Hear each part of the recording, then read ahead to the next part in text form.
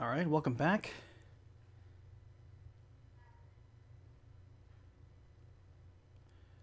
We're back with The Last of Us Part 2. The finale, I believe. Looking to finish this up once and for all. Make sure everything...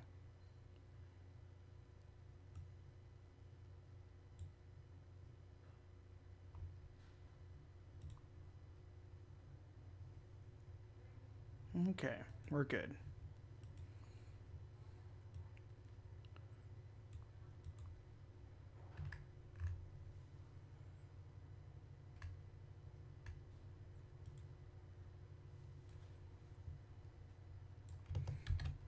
I need to cut out this one part where they show the festival, put it in the very beginning.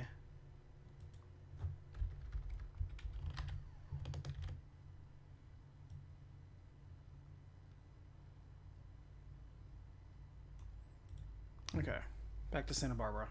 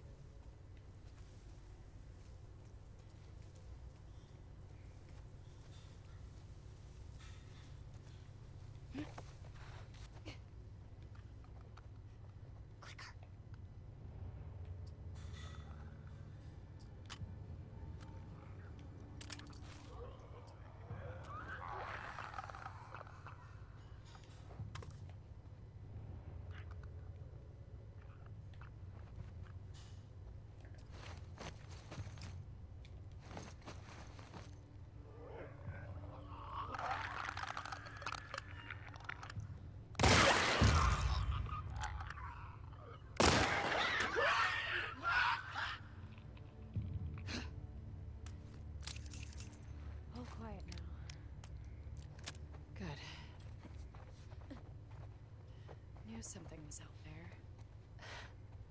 Yes, you did. Keep your guard up. Let's go back to finding that house. 2425. Attaboy. The Rattlers.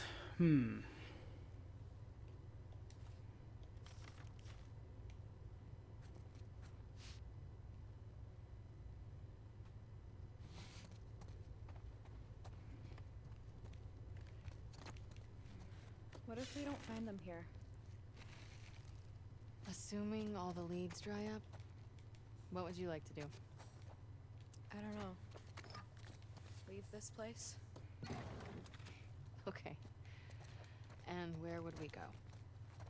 West. See what's out there. It's nothing but ocean. And Catharsis? Other countries, I guess. You want to do that? Why not? Good question.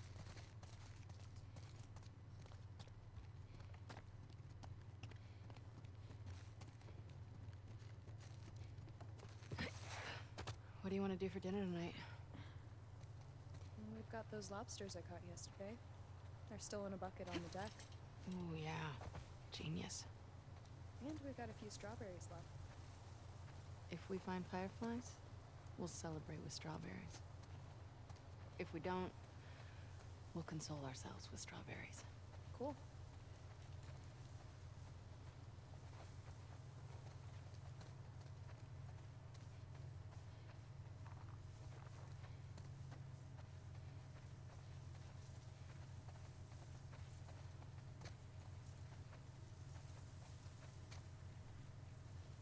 24-22. Really close now.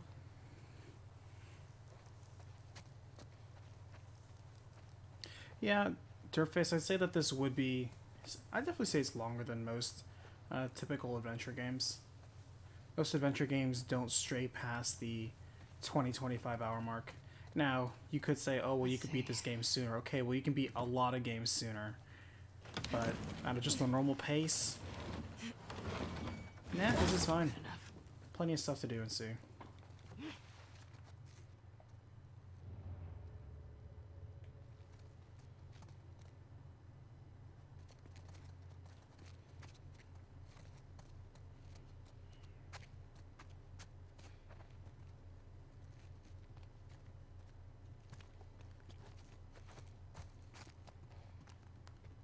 place looks abandoned. Like all the other houses. Keep Look at that. searching. A complete spice set. A complete knife set. And nobody looted this. Are you joking me?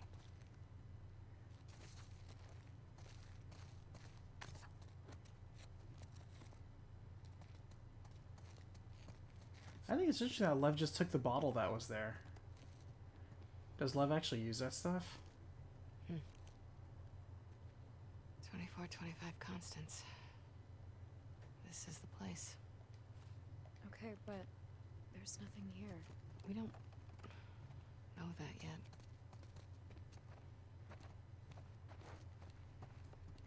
So I've been trying to rack my brain, even though we went through this whole journey together.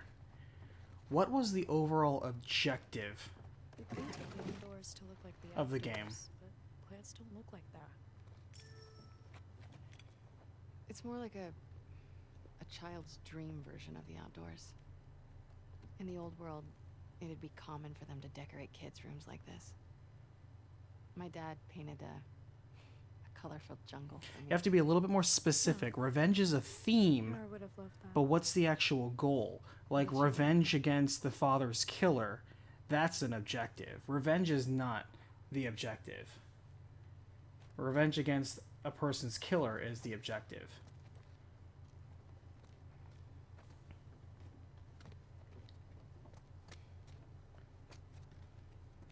Like, what was the objective for Ellie? Was it get revenge on the person who killed Joel? Because at some point that wasn't the objective. The objective was find Tommy, whose objective was to get revenge on Joel's killer. But the objective for Jesse and Ellie was just get Tommy and bring him back safe. That was their objective. On the other side of things, what was Abby's objective? Because originally, you could say, oh, well, her objective was avenge her father's killer. Well, she already accomplished that in the prologue. After that point, what did she do? She comes back. Owen goes AWOL. She goes AWOL searching for Owen. And then finds a couple Scar kids. Helps them out. All while the wolves are fighting the Seraphites. And burning down their home. But what was Abby's objective during all of this? Think about that. Locked. Maybe there's another way in. Are you being positive? I'm trying to be helpful. You're always helpful.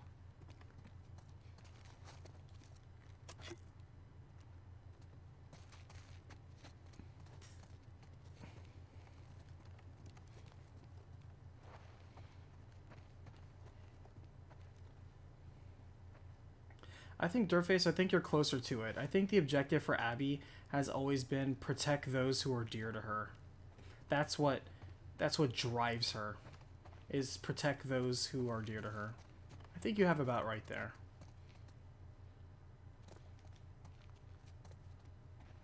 I think we found everything we could in this place, haven't we? I don't know, we gotta go in the back.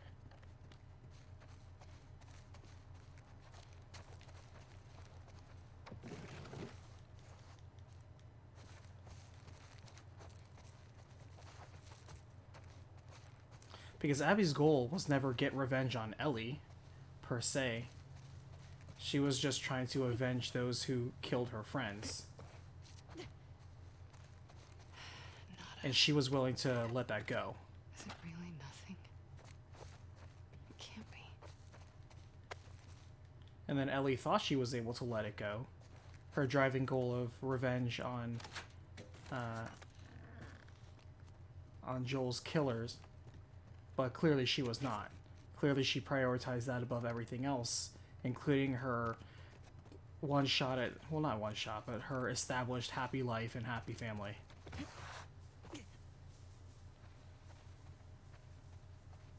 Of those two, who do you believe actually came closer to accomplishing their goal? I mean, the game's not over. but so far I'd say it was Abby. Abby lost all of her friends, Bev, I think sure, we're done but here. she's not. I mean, she still has somebody that she can protect, and she still Find has something?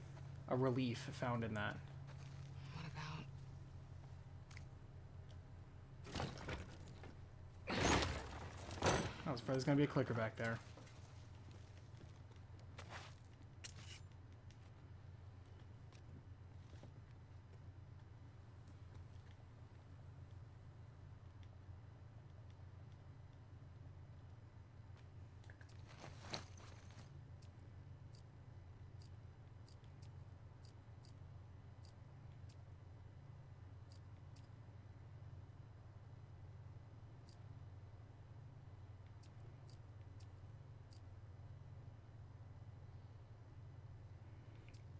Well, yeah, Boo, I already said that. I said that Ellie's goal was to get revenge on her, on Joel's killer. Though at some point of the game, that wasn't necessarily her objective.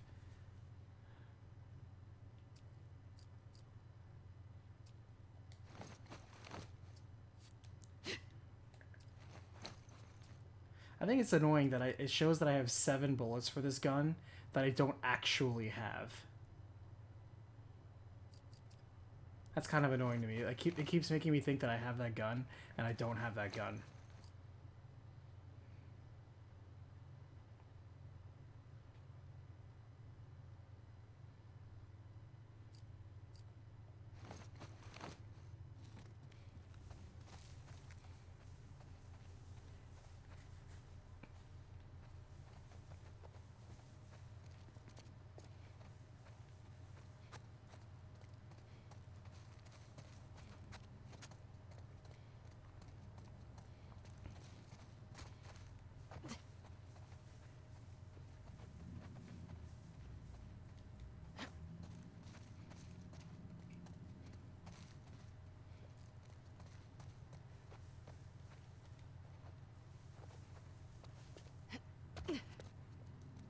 What I'll do is, in order to help us with this exercise, when we're done with the game, we'll go through all the chapters and kind of identify what was our objective in this chapter.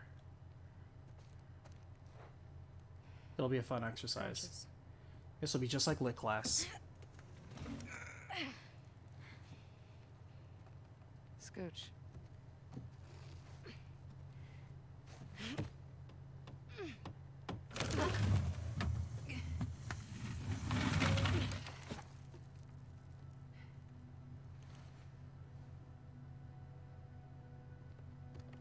Hello?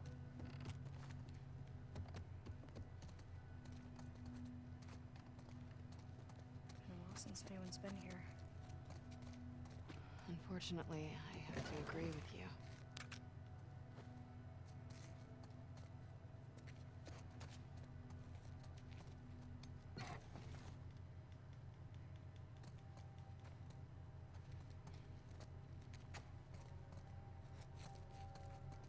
Pretty nice barracks, all things considered.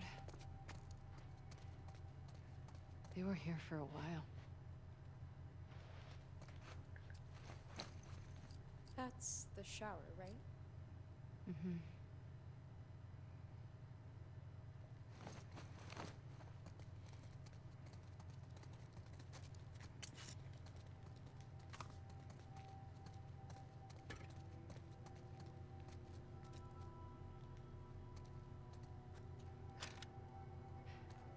Guess they've got solar.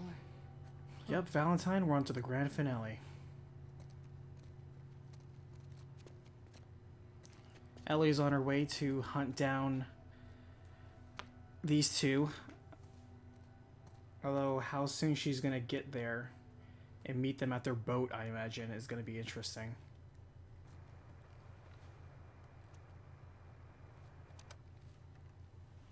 Is this frequency currently in use? This is... Do you see a call sign anywhere? Oh, what? It's a short list of numbers and letters. Fuck it. This is Abby from Santa Barbara. Can anyone hear me? Santa Barbara. Standing by. I was going to say Santa Barbara, but alright. Is anyone out there? What's this? Those are frequencies.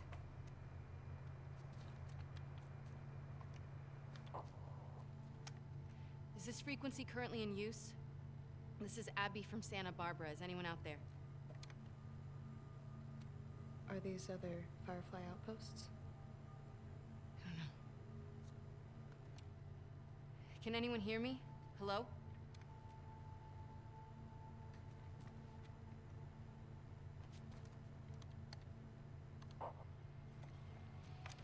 Is this frequency currently in use? This is Abby from Santa Barbara. Hello? Hello?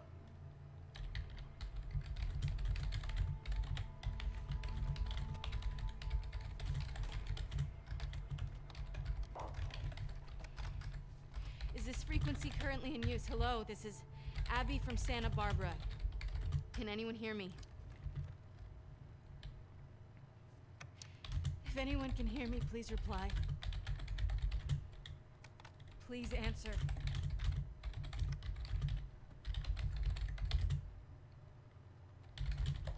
Hi, Abby. We got a clear signal on you. Where in Santa Barbara you calling from? 2425 Constance. We got a tip about a base, but there's no one here. We're looking for fireflies. I'm a firefly. Where were you stationed? I was part of the Salt Lake outpost. Who ran that facility? Dr. Jerry Anderson. He was my dad. Well, how about that? We pulled everyone back from the satellite stations and brought them back here to home base. How many of you are there? We're about 200 strong now, with a few more every month. Owen was right. You're about to get 2 more. How do we find you? Get to Catalina Island. Approach the large domed building in Avalon. We'll find you. Okay. Okay, we'll see you soon. Over and out. Looking forward to it. Good luck, Abby from Santa Barbara. Over and out. Come on, let's get back to the sailboat. One thing I was thinking about when I was eating Okay, was... fine. You were right. Oh, What was they're that? talking. Why do you make me repeat whenever I'm wrong? Because it makes me feel better. And because it happens so rarely.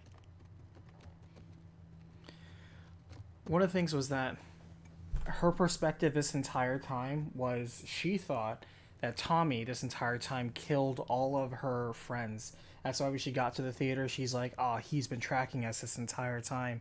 And of course, the person, she obviously got a good look at him, both back in Colorado and of course the second time when they clashed on the bridge. So in her perspective, her revenge was against Tommy, and I guess when she shot him in the head, she thought that all bets were settled and that's it. Hey, Yukani, do I have Steam? I have Steam, yeah. I've had a Steam account for quite a while. My handle on there is the same, it's Oni Black Mage.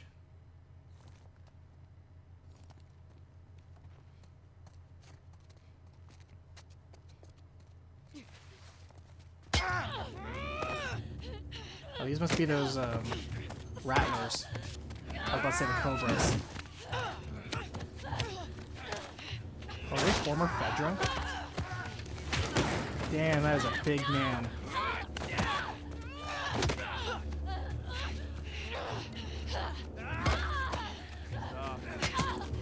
Stop!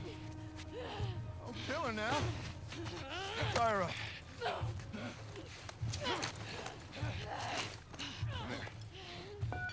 Come here, let me see you. You ready? Wait, what are you doing? Wait. Fuck, man!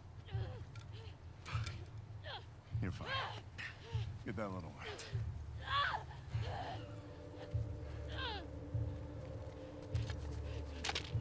Don't you fucking fucking touch him!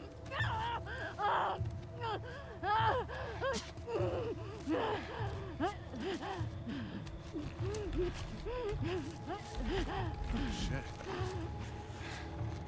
One hell of a catch, huh?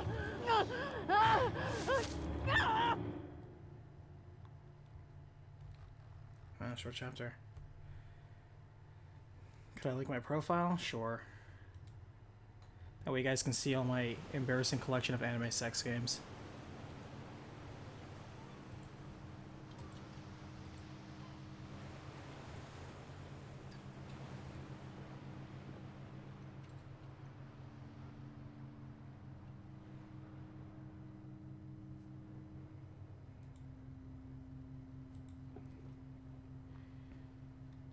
I looked away for a second. Was there a transpiring of time? From here.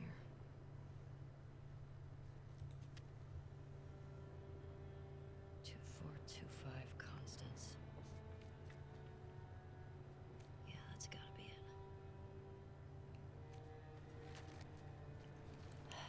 I appreciate this accepting audience. You guys are the best.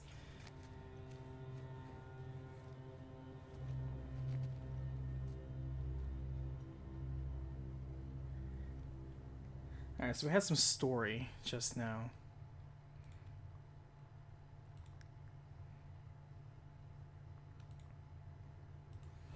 Alright, they found the hideout in the basement that was in use, but now abandoned. And a working radio.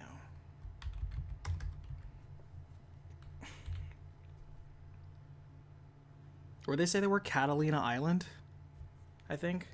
Where the heck is Catalina Island? Is that also off California? It is an island in Los Angeles. Yeah, so it's right there. Okay.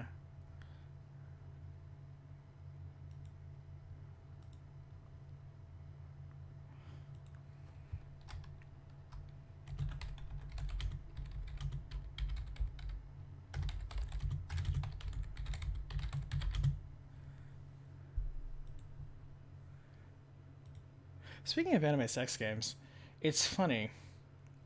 I thought it was weird. It's like, man, it's kind of weird that there would be an explicit sex scene with nudity and stuff like that in a PS4 game. And I say that because PlayStation in particular has been very heavy on some of the censorship for a lot of the games that come, especially over the ocean over here. Like, there are so many different anime games where they'll just like censor out even just like panty shots, or the fact that in Devil May Cry 5, the only in the PlayStation version is there censorship on, like, you know, somebody's butt. But it's like they censor so many other third-party games, yet they don't censor their own personal game. Huh. I just find it's a little bit interesting. So they'll attack anime censorship, but they won't do their own personal American censorship. I'm just sensing a little bit of bias here.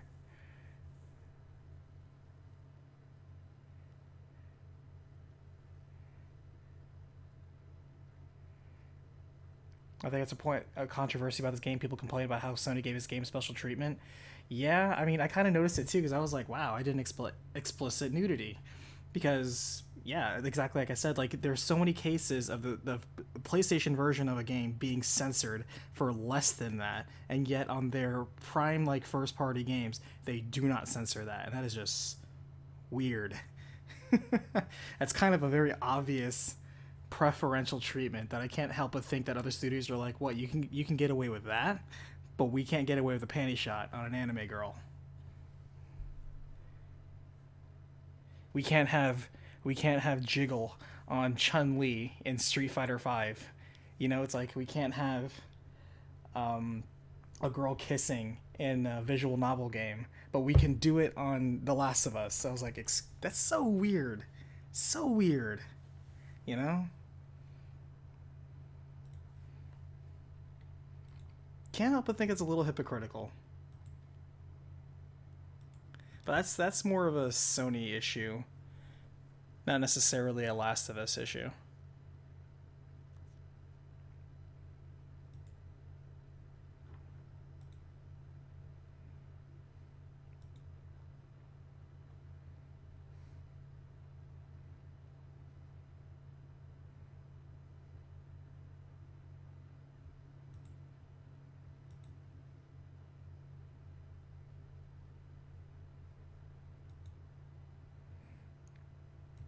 Alright, I'm about to post my friend code in chat for Steam.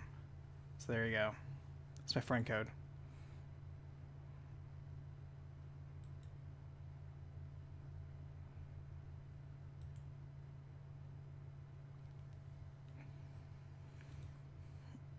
So, feel free to also let me know who you are, because if like a bunch of people take it and just start friending, then I'm just gonna be like, I don't know who all of you are.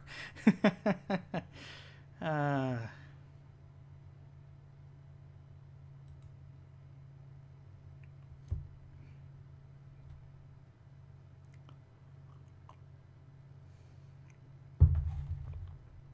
here's the thing, it's a friend invite, so I can reject literally everybody. Yeah, I remember you. I know you're Yukani, so, but you're, okay, your name is Yukani on Steam. Easy for me to remember.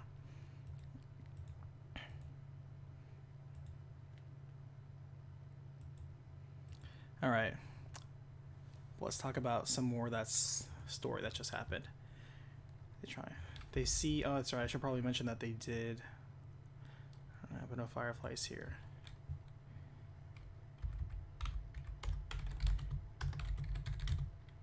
They see signs of a local group called the Rattlers.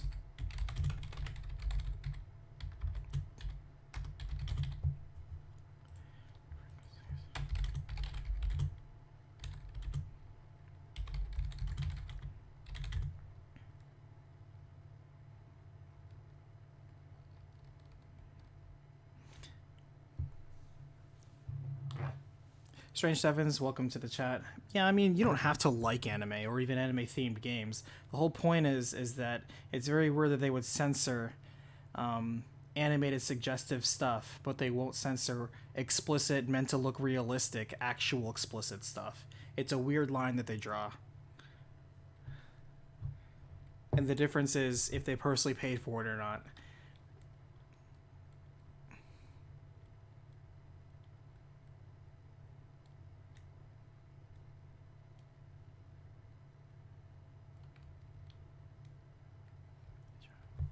But I'm not here to argue one censorship or the other.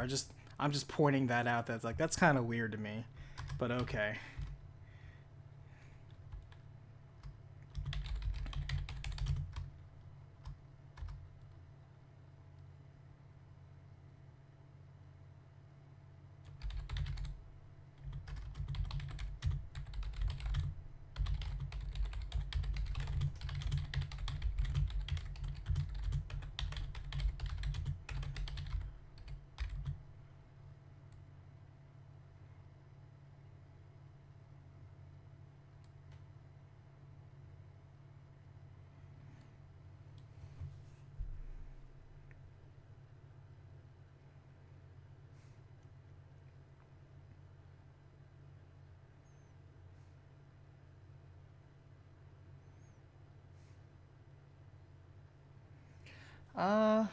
I don't know, Yukani. That's certainly a debatable point about the themes of writing between specifically Japanese RPGs and then RPGs that come from literally everywhere else. Because remember, there are other countries besides Japan that make RPGs. It's not just America. There are a lot of British RPGs, European RPGs, Korean RPGs. These days, most people just kind of look at an RPG, and if it looks anime, they assume it's JRPG. Not necessarily the case. Anime is more of like a branding these days.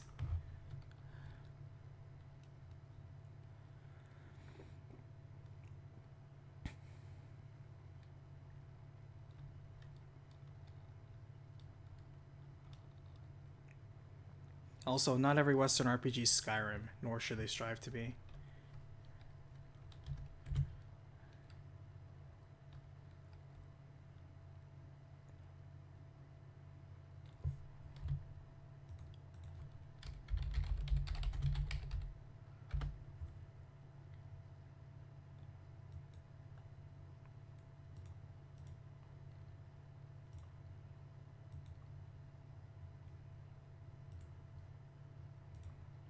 Let's see.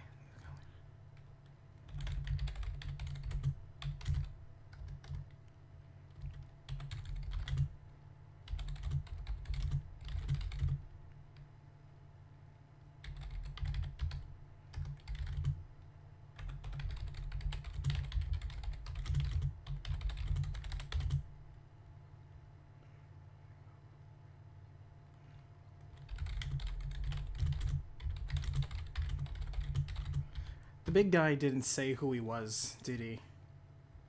Of the Rattlers. He was just the big boy. Clearly the shot caller.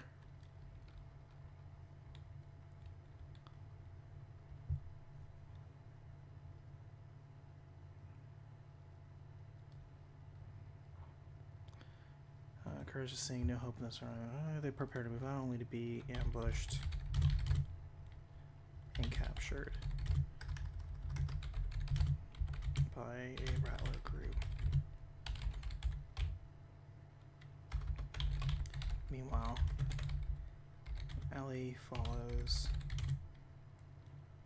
Tommy's clues. Follows Tommy's lead and locates the boat Abby and Lev have been living in.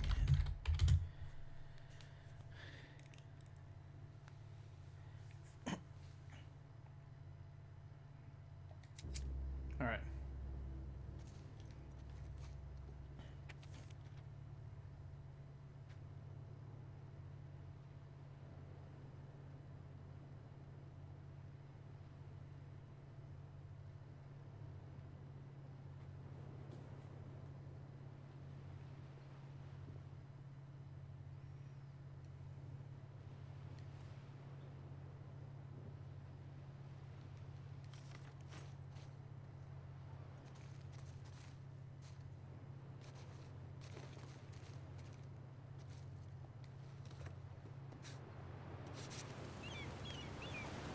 How would she get up to the street from here?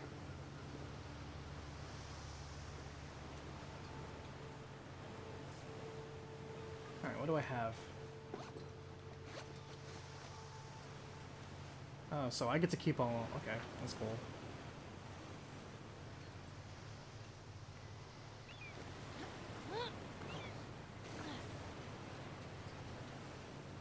It's been such a long time since I played as Ellie, I almost forgot what the heck I'm doing.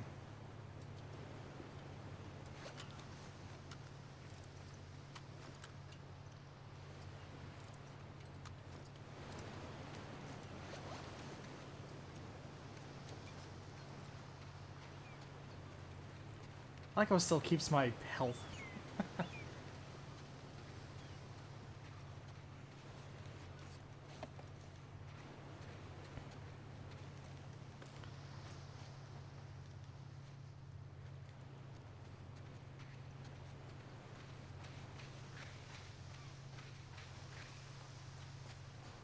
Just curious if there's anything interesting this way.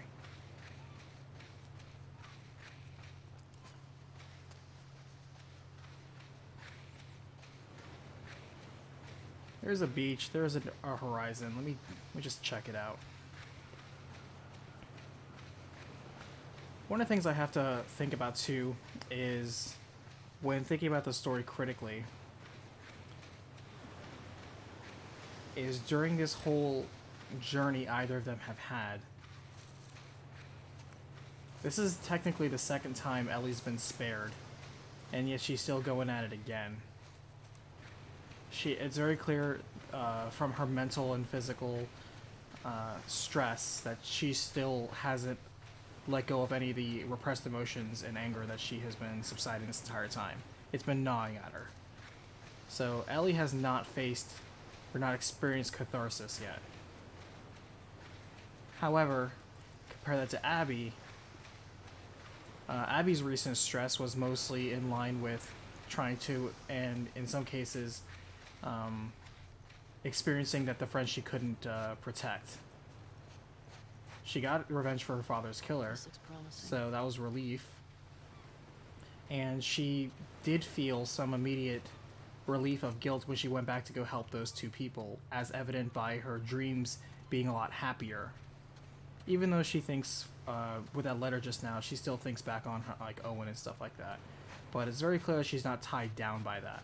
So, with her surrendering and relieving herself of all of that hate and stress, I think it's a plausible case to say that Abby has experienced her catharsis.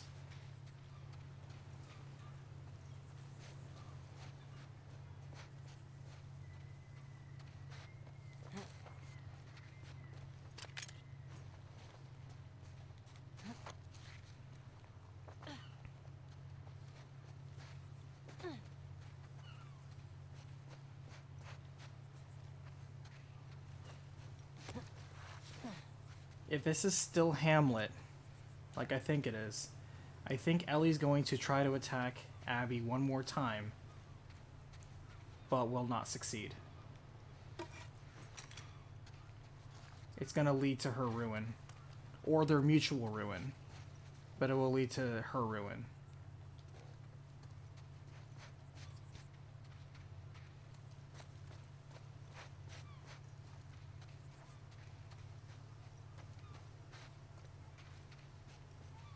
Because Ellie is very clearly a main character whose character flaw is rage. Ellie cannot let go of her rage. It is her defining character flaw.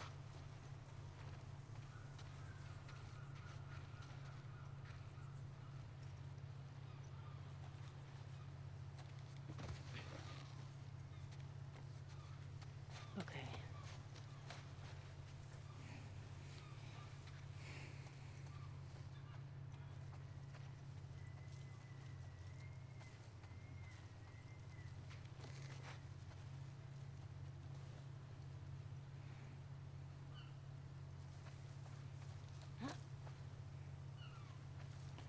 So I'm not sure who the Prince of Denmark's gonna be to come in and lament the death of everyone. I'm hoping it's Lev. But it could just be the big fat dude of the Rattlers. That would be hilarious to me. If like both of them end up ruined and the fat guy of the Rattlers like throw him in with the rest of them or something like that. That would just be hilarious to me. That would be theatrically appropriate.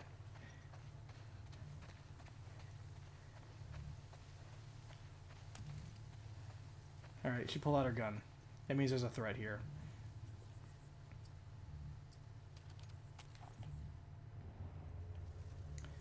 See, it's interesting how the game gives you the clues that there's a threat. Like, your character will pull out the weapon, music will start playing, even if... I'm not even aware where anything is right now, but I know there must be an enemy, because the character is doing the entering combat. Alright, there's one.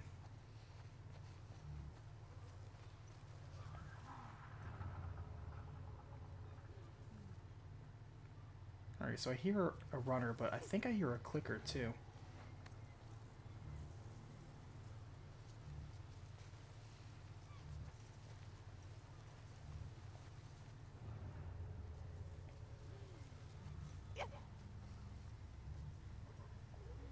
Shenzhen, thank you so much. Appreciate the donation. I definitely hear a clicker.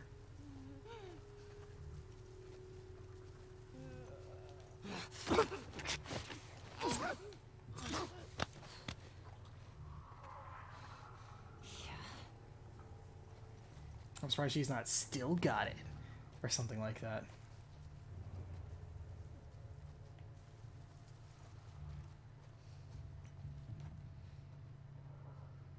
Yeah, we'll swap the hammer.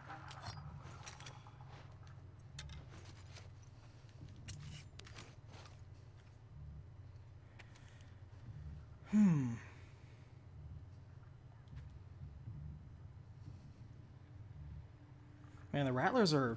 They also don't give a crap about taking care of infected. What a bunch of lazy gangsters.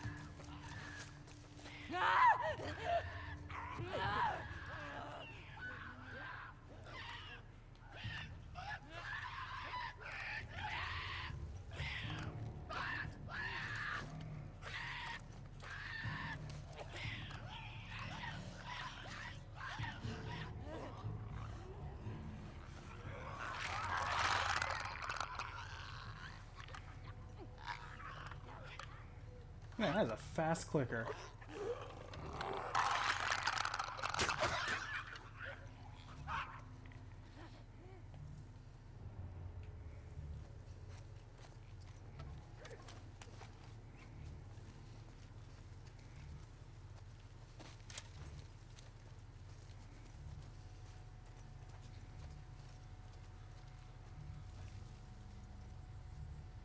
Oh, it's one of those things.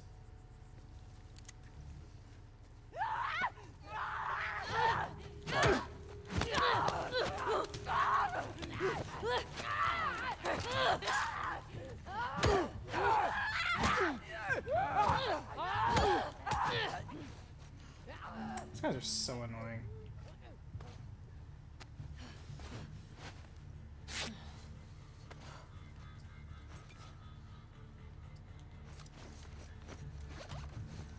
Alright, come on, get me.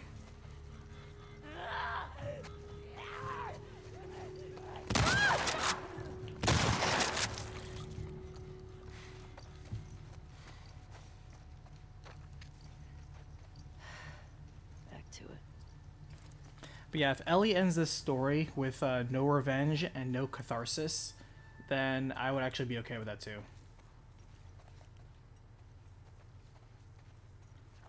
I imagine a lot of people probably wouldn't be, because they probably think that Ellie getting released from the rage of having Joel killed right before her would be her sensation of, you know, getting justice and finally calming down, but that probably won't actually happen.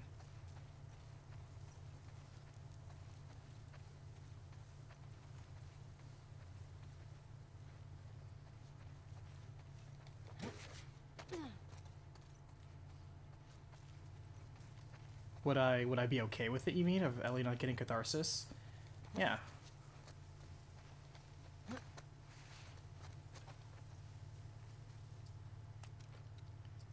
Because I've been trying to think this for a while. And I think, and this is just me. Feel free to disagree or suggest your own ideas. So here's the question I have.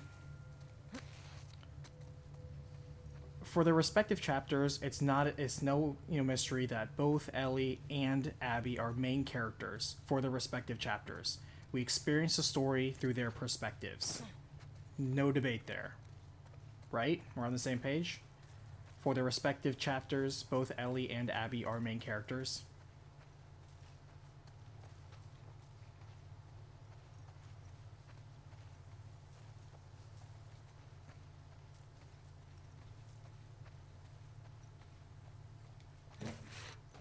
I just thought I missed something over there. So here's where the question comes.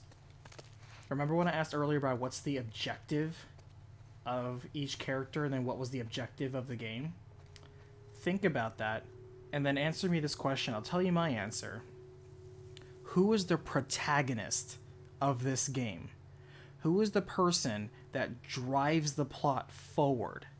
Who is the person that identifies the objective of this game and is the one in pursuit of it? There's one character I think I know who fits that criteria.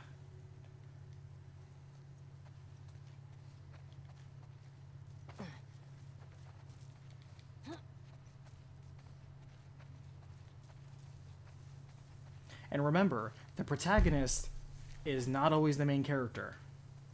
There are many times where the protagonist is not the main character.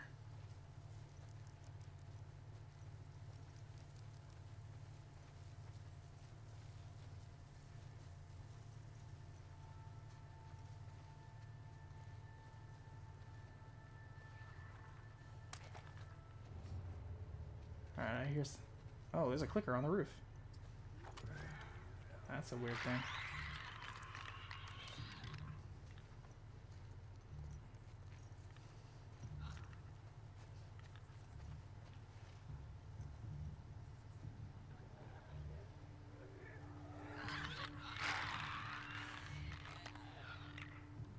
I don't want to take the shot, but I do want to break this.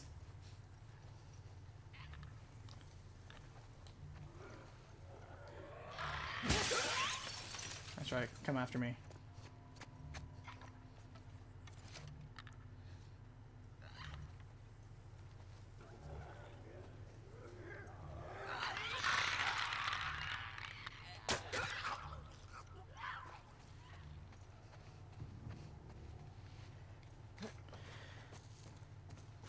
So if you say Ellie, my question to, or Abby, My question to you is, in what way does Ellie drive the story forward?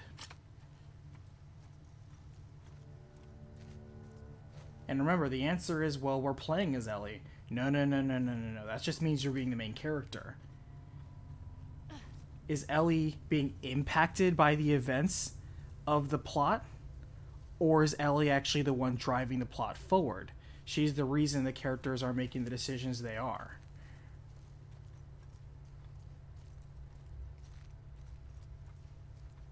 Is she in, like, first you need to identify what's the objective of this game. What are they trying to do? And then who is the person who is pursuing that? Hope I can cut through here. Ellie is the plot? I'm not sure I understand what you mean by that.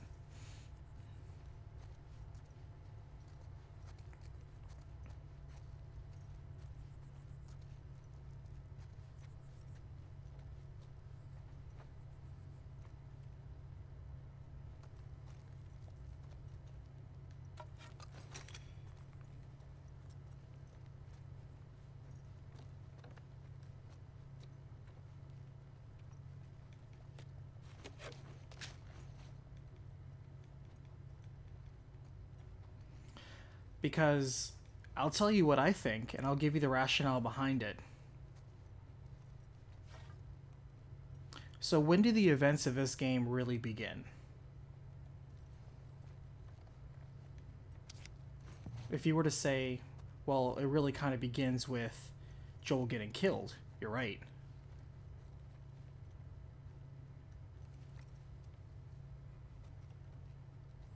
So what becomes the objective of the game at that point?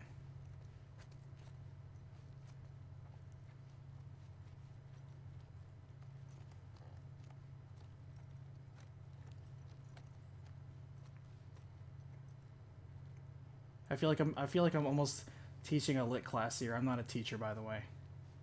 When Abby found out her father died. Yeah, that's debatable.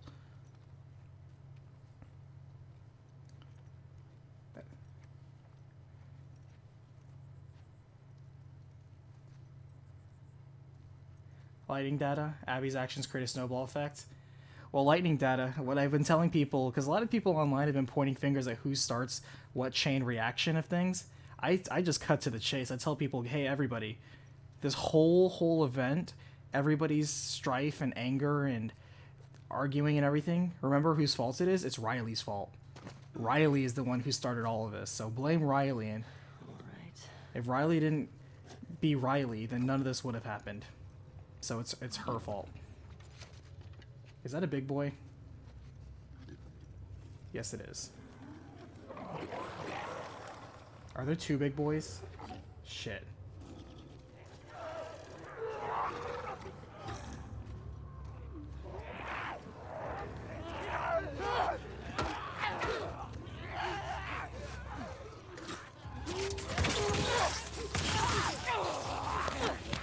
Get away from me.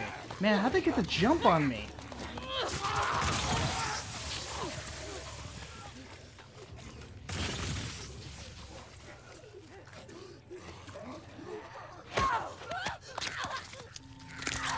Man, that was terrible. Okay, well, while I'm dead...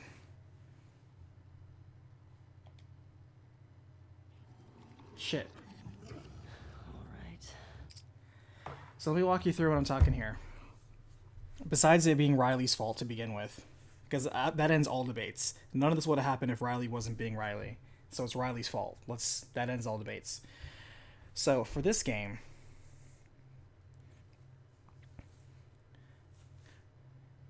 So if you say, in the context of this game, Abby is the ignition, then you're telling me that Abby is the person who drives the plot forward. By her action of killing Joel. She drives the plot forward.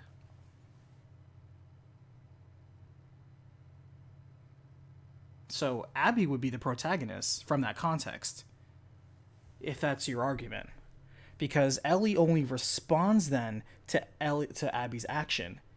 She's not the one driving the revenge plot forward. Abby creates that plot point. She creates that objective. in the pursuit of her own objective, which was revenge for her father. But let me posit you this one thing. Especially since in the epilogue, I feel this is more relevant. Because Abby's objective of get revenge for her father's killer is resolved at the beginning of the game. For the rest of the game, that is not her objective at all. So Abby can't be the protagonist because for half of the game, she doesn't have that objective of revenge for her father's killer. That's not what happens.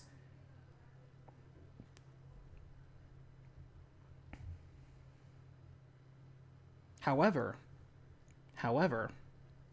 there is something else that she's looking to oppose. And there's something else. There's somebody else I think everybody is forgetting. Who's the other person that was in the room that day? That fateful day? Who's the other person? It's Tommy. Who's the person that left first? And then Ellie, Jesse, Dina all were chasing after in his footsteps. It was Tommy. Who's the person Abby thought she was fighting this entire time and killed half of her crew? It was Tommy. And who's the person who comes to present Ellie with her objective of revenge after she thought she got over it? It's Tommy. Tommy is the recurrent character who keeps driving these plot points forward. I think it's very fair to say Tommy's the actual protagonist of this game. Just because you don't play as Tommy, yes, he's not a main character, but he is a protagonist. Remember, they're not always the same person. In fact, in some of the better works of writing, they're not.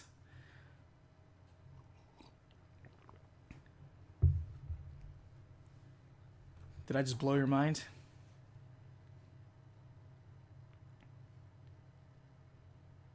I wonder if anyone else is even talking about the game this way. If everyone's just getting pissed off about this character versus that character, about whatever, and they're all arguing about who's the main character, whatever. But I'm like, I think if you stop and really look and just look at the evidence produced, it doesn't take that much string of thought to really realize, okay, well, there's one central character with all of the driving plots that both characters, both Abby and Ellie, are responding to, and that is the efforts and the events being put forth by Tommy. So Tommy's the actual protagonist.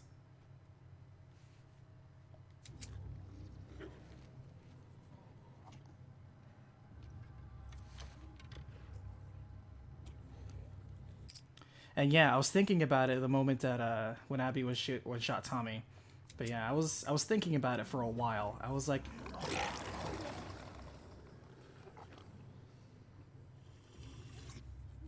all right, first things first.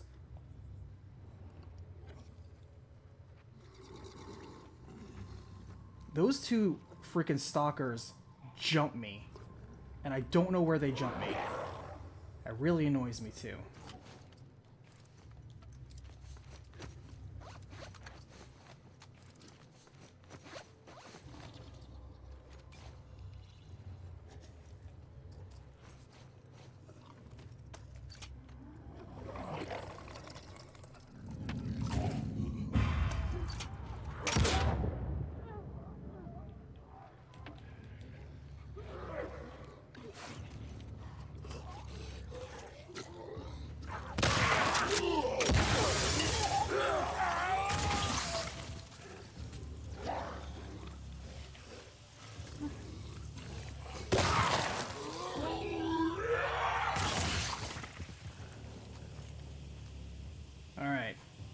That's more like it.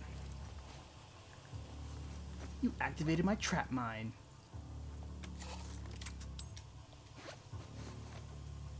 Yeah, I think if you just stop and analyze it, like, story fits a lot of story beats.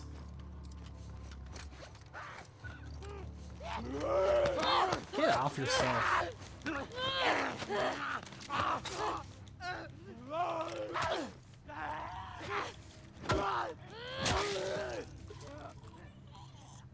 I know you're there.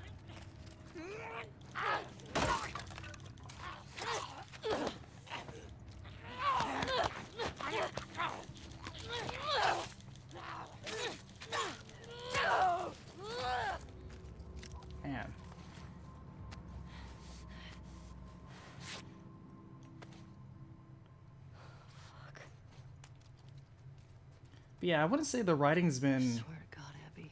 lazy per se. Most all the events have followed a pretty logical structure. I don't see too many overt plot holes where I'm like, I don't get how we got from point A to point B. There's a lot of suspension of disbelief, don't get me wrong. But that's just for the sake of having an entertaining story. Like, oh, out of all the places Isaac could have got to, he happens to be in the exact same spot Abby is. Whatever. Or out of all the people sent on assignment to hunt down Tommy, she happens to run to the one bridge where her friend Manny is. Of course. Whatever. It's just drama. That's just drama writing. Don't get mad over it. But that's not really a quote-unquote plot hole. That's just a convenience. Yeah, or Tommy surviving that shot. It's unlikely, but it's not implausible. So... Because when she got shot in the back of the head, I'm like, well, that's it. That's a done one. But nope. And honestly, I think Abby even thought that he was dead. Because she obviously didn't go back and finish him off. Yeah. Boo, when I put this down in perspective, and I'm going to do the same thing I did with Final Fantasy VII, where I'm like, hey, before we start this, I'm not going to do any explicit story spoilers. I'm going to talk about... stuff that could be considered light spoilers because I'm putting at them from, I'm going to talk about early game and late game stuff. But if you want specific story spoilers, I'm not going to talk about it. Instead, let me talk about a story called Hamlet. So this is what happened in Hamlet, roughly. Blah, blah, blah, blah, blah. This, that, and the other. And I know people are going to skip past it. And I'll be like, hey, if you just want to hear what I think of it at the very end, skip to this timestamp. It's at the very end of the film. Or the thing, whatever. If you want to hear a discussion or analysis about it, whatever. And I kind of already know what I'm going to say with my usual intro of being salty. It's like, hey, here's what you're not going to hear from me. You're not going to hear me bellyache about all the leaks and clones about this. You're not going to hear me talk about my enthusiasm for the previous game or its legacy or fan base. And you're not going to hear me... I don't know. I'll think about something else, but... If you've heard my first 2 reviews, it's going to be that same format. I only want to speak when I think I have something discussion-worthy or perhaps thought-provoking to say. And it's not like you have to force that point. I think if you just play the game naturally, just kind of objectively look at it, those conversation points come up naturally. And then you look at other people, you don't hear anybody talking about this stuff. But yeah, I'm definitely going to say that too. Where it's like, hey, I also hear people arguing back and forth about, oh... it's Abby's fault, oh, it's Joel's fault, oh, it's Abby, or oh, it's Ellie's fault. Let's clear this out. It's all Riley's fault. Riley is the person to blame. Exactly, F.A. Hashtag Riley is to blame. If it wasn't Riley starting all this, none of this would have snowballed. I think we could all agree to that. It's Riley's fault. So blame Riley. Moving on.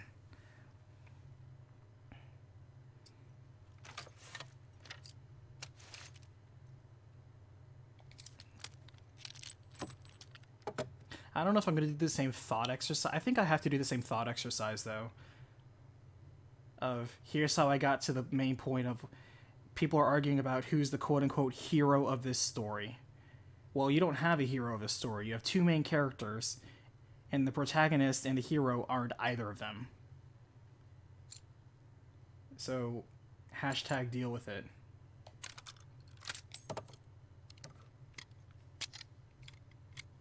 Ultra Desi, thank you so much for watching. I appreciate you.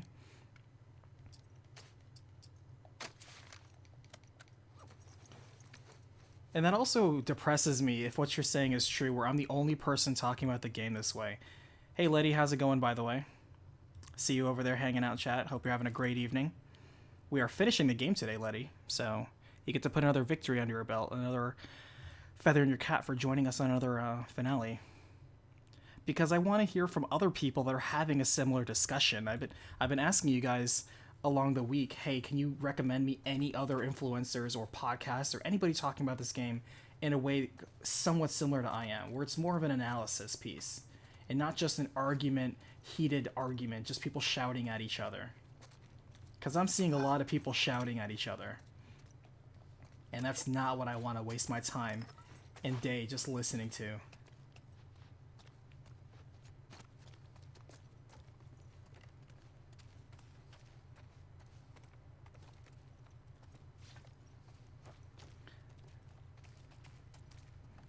It's actually kind of the reason why I wanted to start doing reviews, because, again, the reason why I started doing recap is because I don't see people doing story synopsis the way I want to see them do it, which is a very cut and dry, play-by-play, all killer, no filler, just a serious, respectful way of approaching a game's story. I don't see anybody else really doing that. I actually see a couple people doing it now, to be fair. But back when I started it, I didn't see anybody.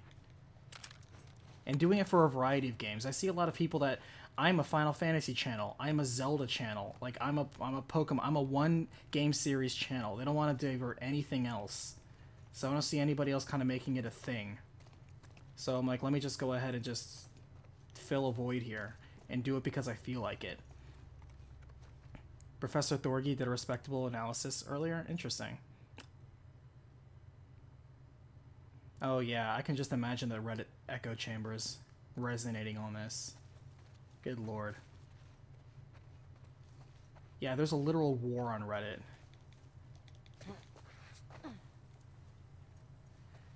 The story is very bleak. Remember what I said since the very beginning. This thing has the DNA of a revenge tragedy. And in a revenge tragedy, nobody wins. That's the whole point. Is that nobody wins. I've been saying that since the beginning.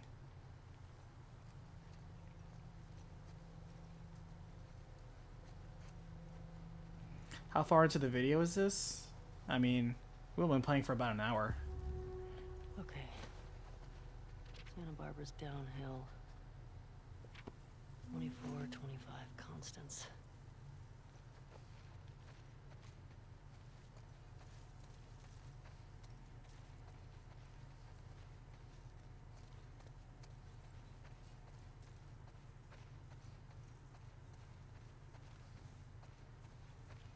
But I'm going to put out my perspective, put out my analysis on it. A lot of people are not going to like it. A lot of people are going to disagree. A lot of people shout at me. What else is new? That's a review.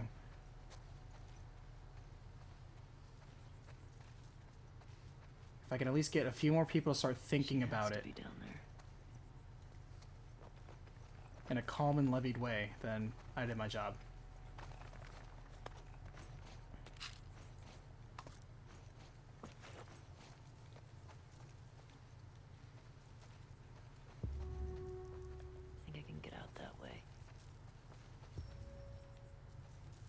Wait, what is it asking me to do?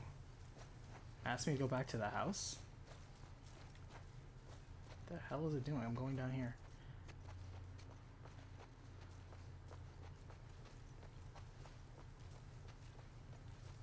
I know. Did I ask for a calm discussion on the internet? I'm so foolish. I'm a very foolish, foolish man.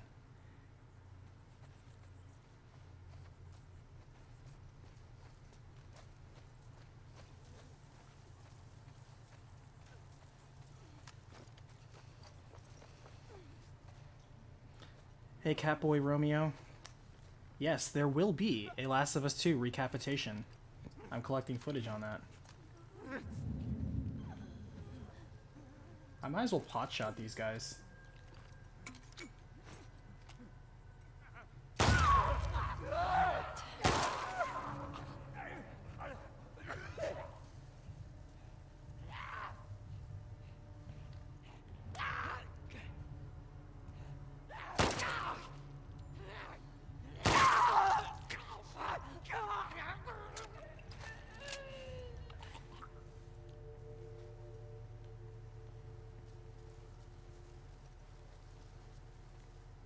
Yeah, because I'm going to put out, Catboy Romeo, I'm going to put out a review on this, and at the same time, I will put out a recapitation.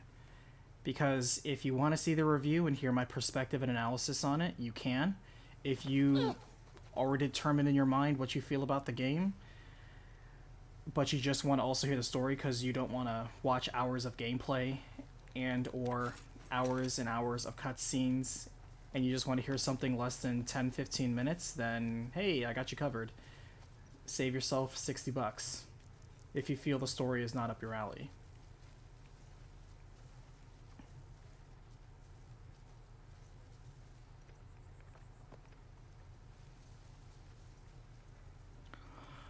Ultra Desi.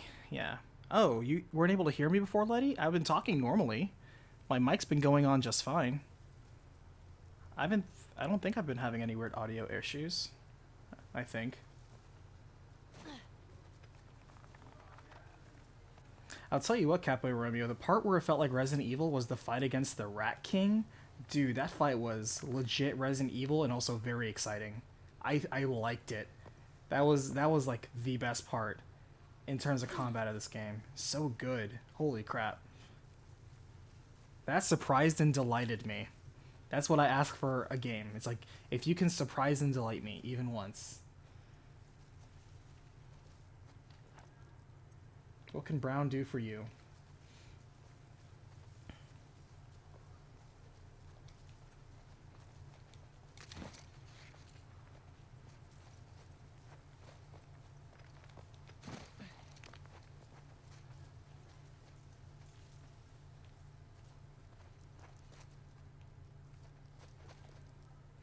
I was on the right track, wasn't I?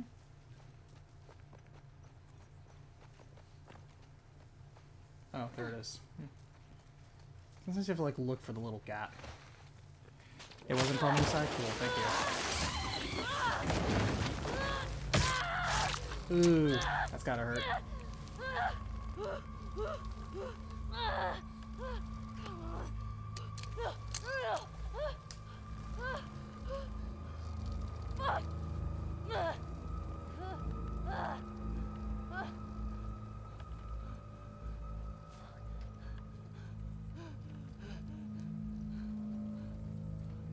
And then the game cuts to black, and that's the ending.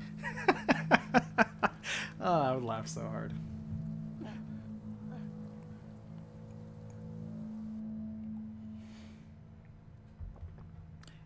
I feel embarrassed.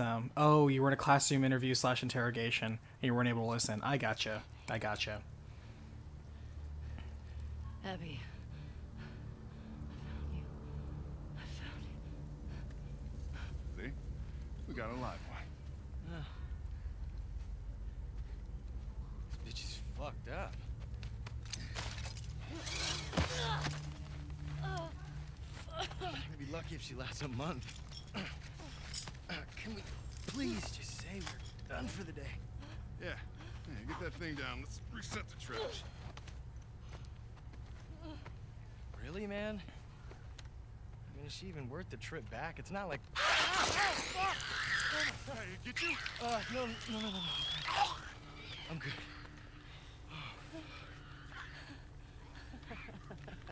Something funny? Looks like you shit your pants. Fuck you say? Oh, bitch. Oh, you like funny, huh? Get up. Come on. Get up. We don't need No, man, this. she's fucked up anyway, man. Come on. No, it's funny, right? It's funny. Serious? Laugh.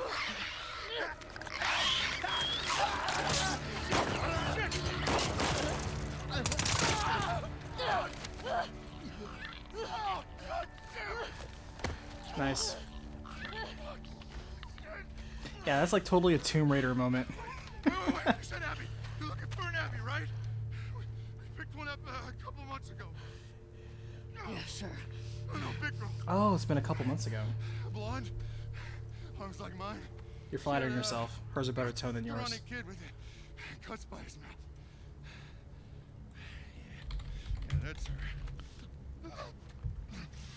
You let me go. I'll tell you where she is. Get to her before that infection takes over.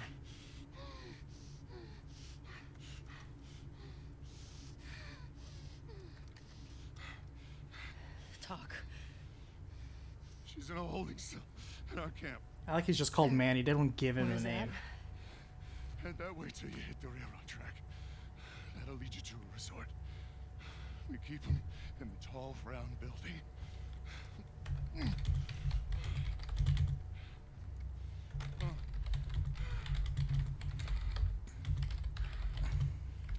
I swear.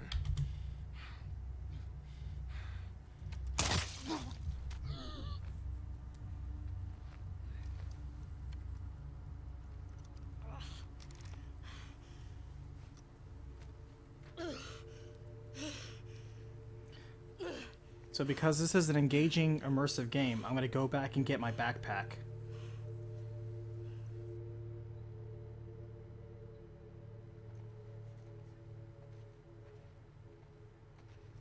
Tracks to resort. Good. I was about to say, if she left her backpack, I would have been like, what the hell is wrong with this game? Tracks to resort. Tall, round building.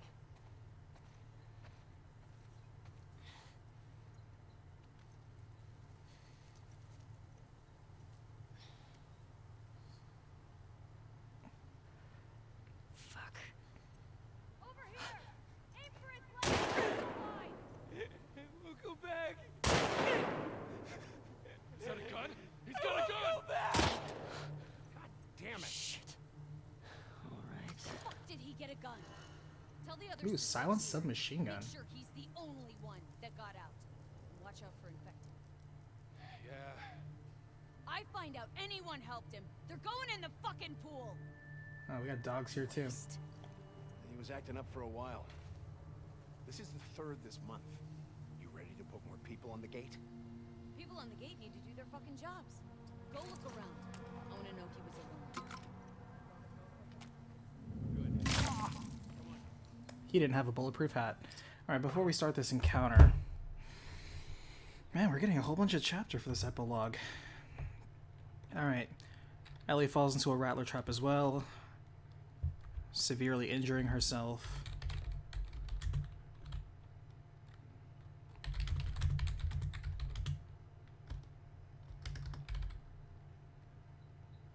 And in her lightheadedness, she thinks the rattlers coming towards her are Abby and Lev.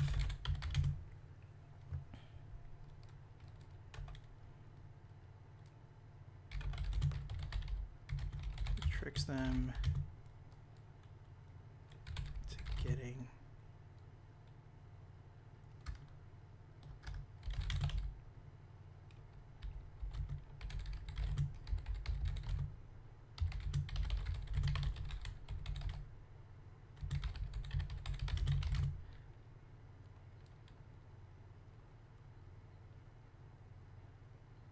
Yeah, Capo Romeo, what I'm doing, this is not just a regular playthrough for collection. I'm actually literally writing a skeleton for the recap while I'm doing this. This is a one-off experiment. Probably not going to do in the future, not through YouTube, because it violates Twitch policy. But I am going to do... This is a very specific instance. I'm doing a couple different things. I normally don't do a recap of a game that just came out, and I normally don't show myself recording recap footage while writing a recap. So, this is a special one-off event. Aren't you glad you came by? So yeah, I expect to hear lots of clicky-clacky typing.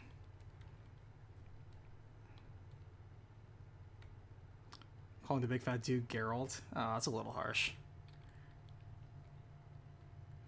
He didn't have a chin to be Geralt. Now, if he had two swords on him, that'd be super legit.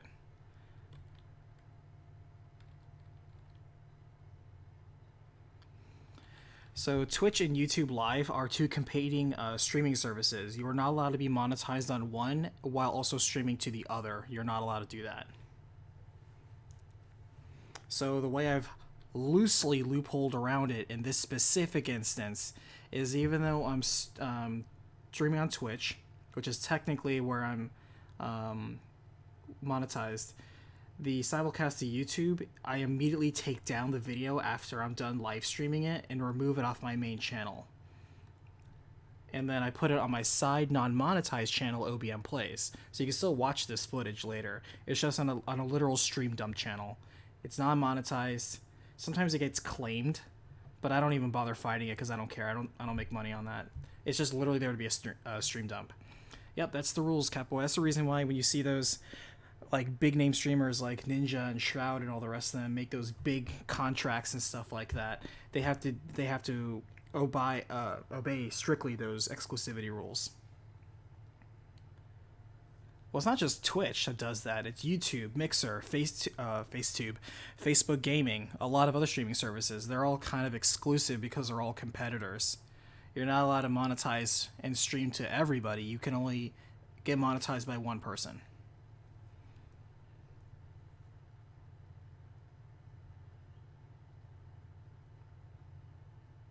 Yeah, Mixer, rest in peace. Yeah, Mixer is gone.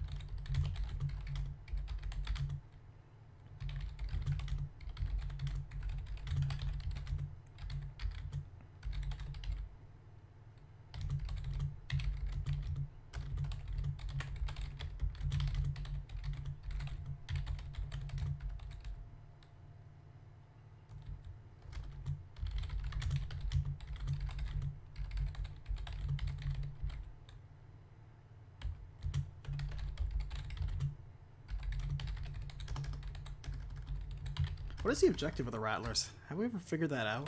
They just a local gang, basically.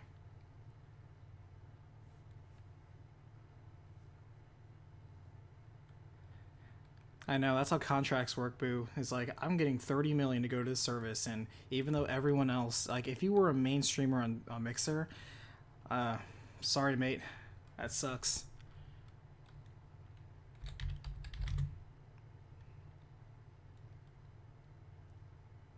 And then you have, of course, the DMCA takedowns on Twitch.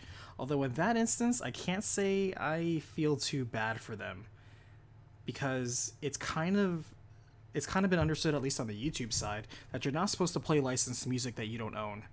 You're not allowed to. That's a big no-no.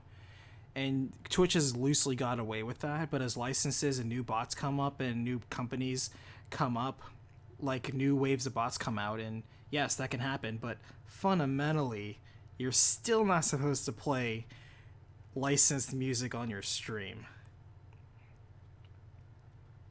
Is the DMCA worse on Twitch than on YouTube? It's debatable. Hello, LL Adventures. Hope you're having a nice day.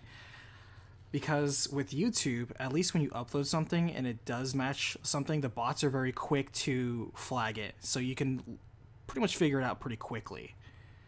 Now, that means nothing to manual assholes who come around and try manually flagging every video they can because they try bullying channels that can't defend themselves into giving up whatever monetization they do have. Those type of fraudulent type of claims are unfortunately still a problem. Now, one counterexample, depending on the way it was claimed, you could just mute it, that particular segment of the video. Like that happened with Bravely Default. The Bravely Default strategy video I put up, even though the music I got was from the game, the Bravely Default group itself, because they did a cover of their own music in a symphonic case, like for an orchestra, for a concert, they claimed that video because they said it was a cover of their song, even though they're the ones who did the cover, but they're also the license owners, so I can't really say that they aren't in the right, so I just agreed to mute that segment of that video. So the DMCA takedowns, however, are a little bit harsh because they're coming at such a high volume that it's resulting in people losing their actual channels, which is extreme. But that's, again, I'm a little limited on my sympathy for them because at the end of the day, you really shouldn't be using licensed music at the end of the day. Yes, some of those DMCA takedowns are extreme, but you also were technically breaking the law to begin with.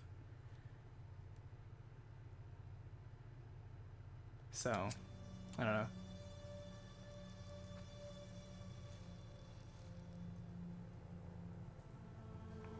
Now, the fake copyright claims, yes, trust me, those are so annoying. to this day, I still get fake copyright claims on ridiculous things by dudes who are literally, you know they're fake, and they know they're fake. They're just trying to psych you out. It's so annoying.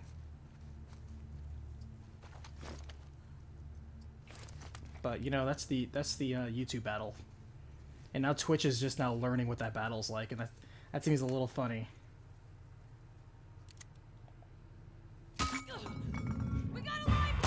Another effing bulletproof hat. I am so tired of that. Wes! Move in! You got it! Wes!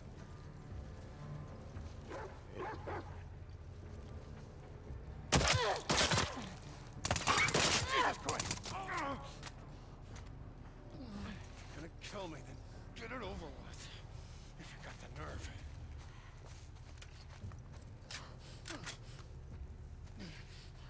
Now I'm just gonna watch you die. You got me, but your turn's coming soon.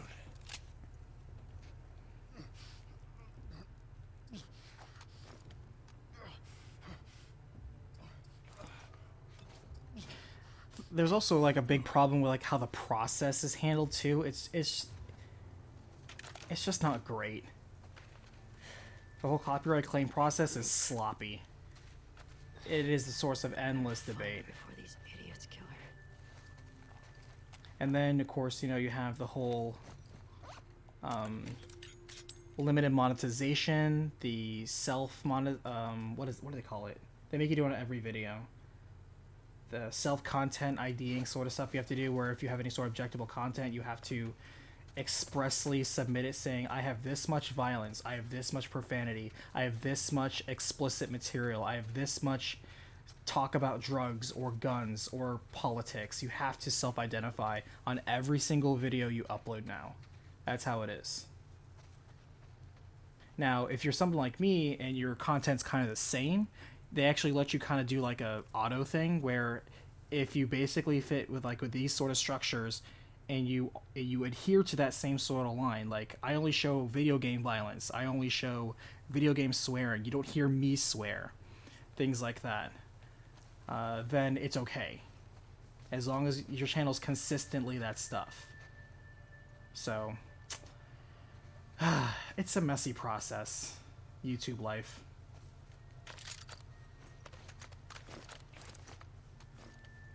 The submachine gun's cool, but I don't like how it's semi-auto.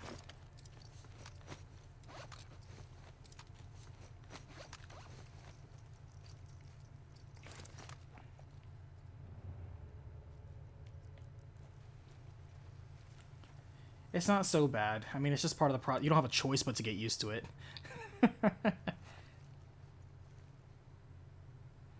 I heard if you get a copyright claim, even a counterclaimed one, YouTube won't give you that silver play button for hitting 100K. I don't know. I'm not cool enough to hit 100K yet. I'll let you know when I get there. That would also be incredibly unfair. Because I don't know how... I don't know. I have... if that's the case, then I have no button to look forward to, because I have people try claiming my stuff a lot.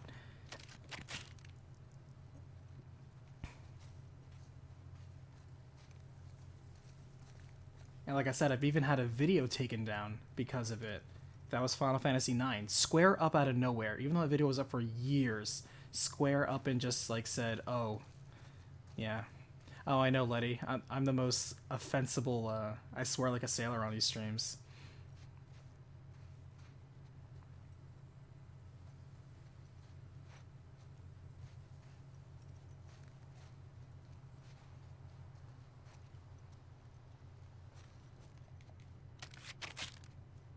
Being a YouTuber is one thing. Being a streamer is a completely different animal, too. They really do. It's a different skill set. A skill set that I'm still trying to learn.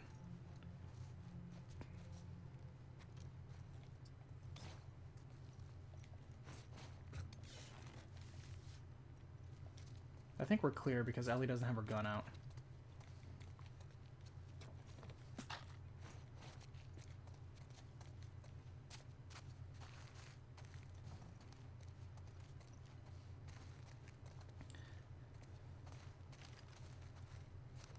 It's only a skill set if you're not being yourself. You know, Naveed? That's pretty solid. You're kind of right.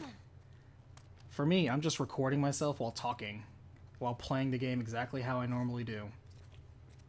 I'll be honest though, when I first started out last year, the first game I streamed, by the way, was Kingdom Hearts 3 back in the day when it first came out, and to me it was so alien because when I play, I'm by myself, and so it's kind of weird to just talk to yourself when there's no one else around. It's very weird. So to make that something more natural, to where I can talk while playing a game and not let it distract me, that took some time for somebody like me. It's an acquired skill set. And because I'm just me and I'm not trying to be an entertainer, constantly trying to react, make jokes, or be funny 24/7, because that to me is just exhausting, I don't have to worry about it. Say whatever the hell I want. But singing a copyright-free audio track, yeah, man, UMG. Let me tell you what. Whatever you hear about UMG, that's not polite or flattering, it's probably true. I couldn't tell the difference between you and Jonah Hill and Wolf of Wall Street. I think I'm a little browner than Jonah Hill, so there's that.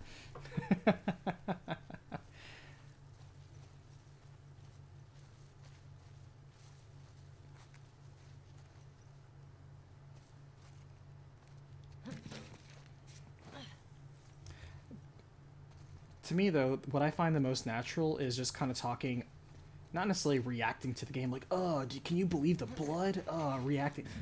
I don't know, reacting to literally everything is tiresome. Good lord. How do people, there are some people that live on that. And that, you know, more power to you, but that's exhausting to me. That person is wearing a helmet. That probably looks bulletproof. So, yeah. I'm gonna have to take this effort down. There's another dude in there. Son of a bitch.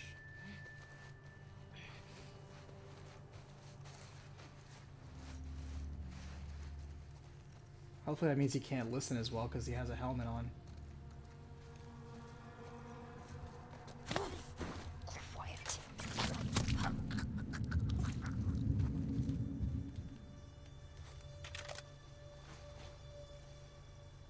I know I saw a dude in here.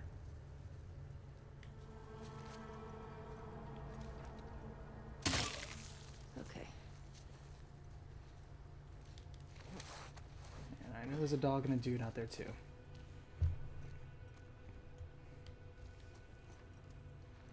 I've actually never played Five Nights at Freddy's, but because, you know, for many years I sold video games, and there was a phase when every single child was asking about or talking about or buying merchandise for Five Nights at Freddy's, and so I had to learn it, and so I just watched Markiplier play all of them.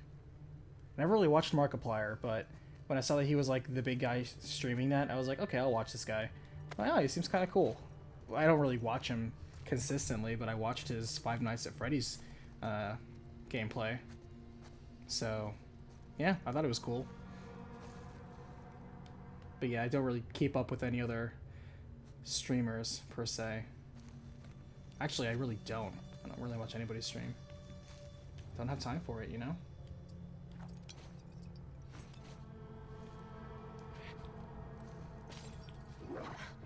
I heard something. We'll look into it. Oh god! Ambush! Ah! Strike! Motherfucker! Amber! Man, Amber took that first headshot like a champ. I didn't run into the shop. Game's cheating.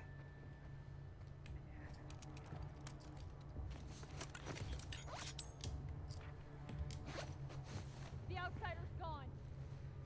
Check the perimeter. Track her down.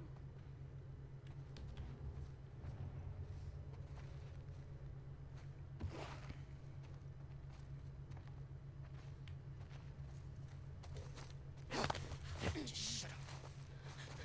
You can't escape. Shut up. Every iteration of what Ellie tells them is like, just shut up. She just tells them that. Ellie's not one for conversation. Matt Pat. I'll tell you what. If there's one thing I both respect and hate, it's Matt Pat's personality online. I'll go check it out. Because I had the pleasure of seeing Matt Pat once in real life when I went to a friend to a convention. And when I'm listening to this guy, I'm like, this guy is like, he's just putting on a show. He has that showman grin. He has that...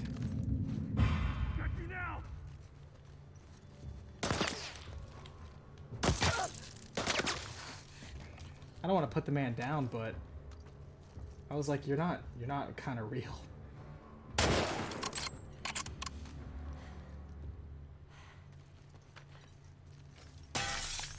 others.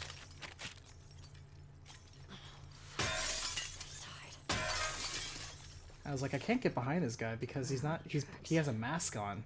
Like, I just can't get behind him. But there's one thing that he is very good at. He's very good at reading an audience and milking it. He is a natural showman. It would not surprise me if in another timeline he's a magician. He very much has a good showman presence.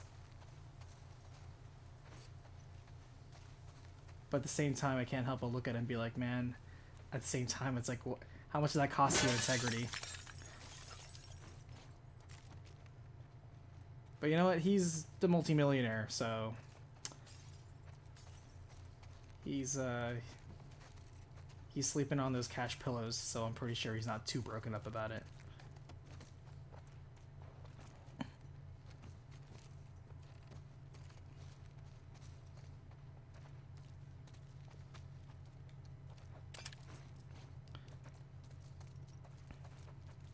But yeah, Catboy, one thing I was saying earlier is that it may sound, cynical and mean, but one thing you must understand is that online, no one is your friend.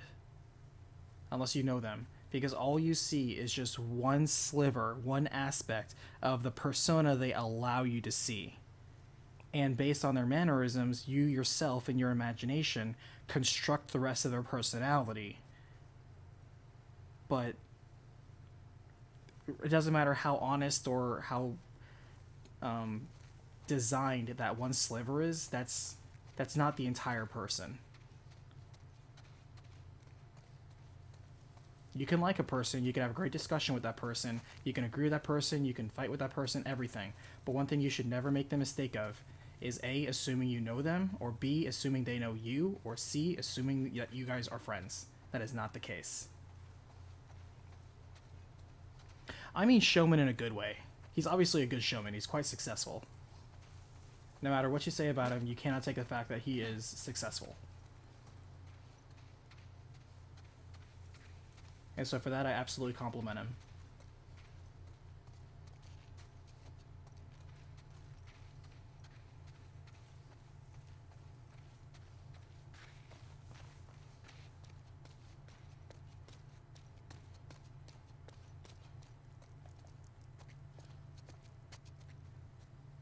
Okay, Dirtface, I'm talking mostly about YouTube, Twitch people.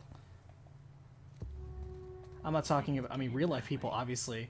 Unless you really, really get to know somebody.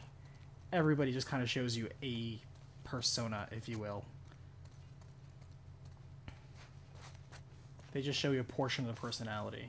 And of course, the better you know somebody, the better you can kind of understand through clues how much they are and aren't revealing their whole to themselves. Like, if you've never seen your friend or your person you're in a relationship get angry, you've never seen that whole person then. You need to see them get angry, get sad, be happy, be surprised. You know, you need to see a range of emotions before I think you can really say you start to know somebody. To me, if I ever see somebody in a relationship, like, we never fight, I'm like, that also means you never talk. That's what that tells me.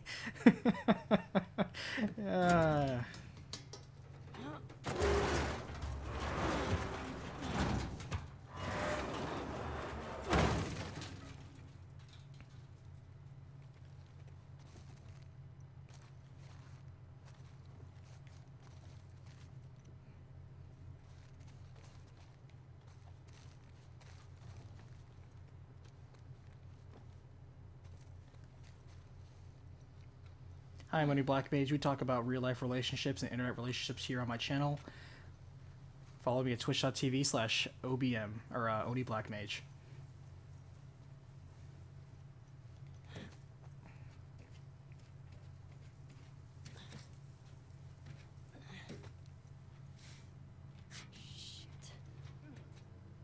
So is it a slave ring? What are they doing? What are the Rattlers doing? Oh, God.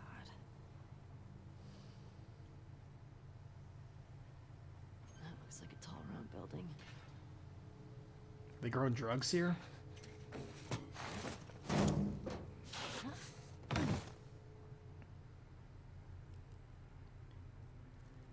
I get in there?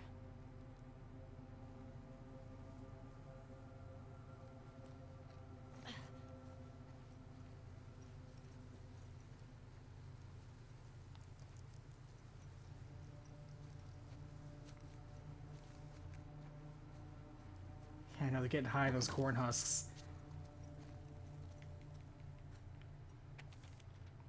They're a different type of stalker.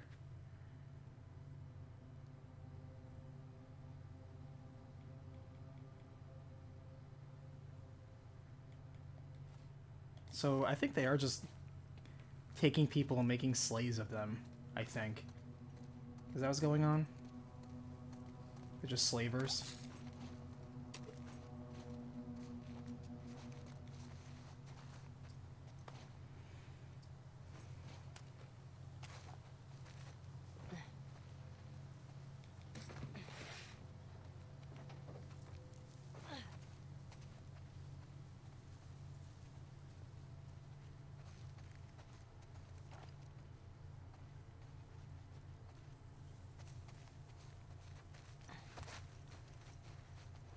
Hello.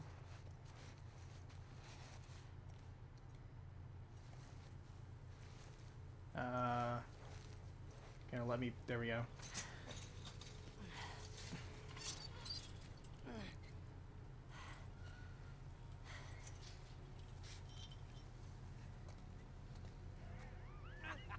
Come on, you can do it. Just a little closer, buddy. Just leave him alone. I can't feel anything.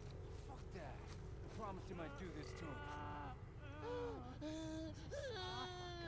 Bet you wish you didn't try to escape now, don't you, Anthony?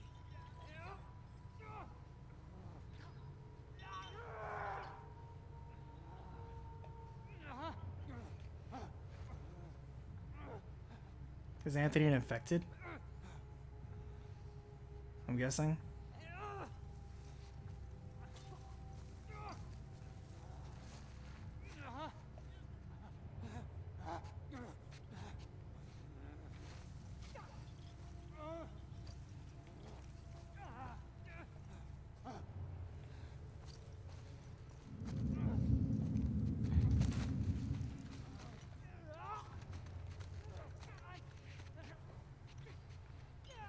And these guys are wearing helmets. That is a problem.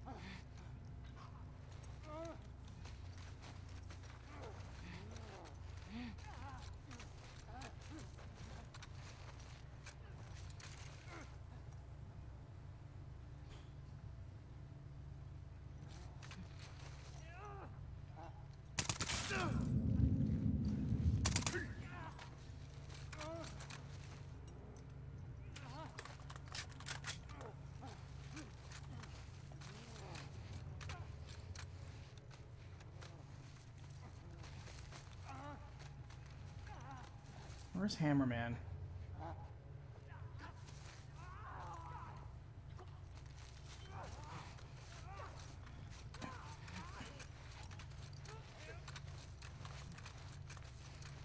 Oh, there he is.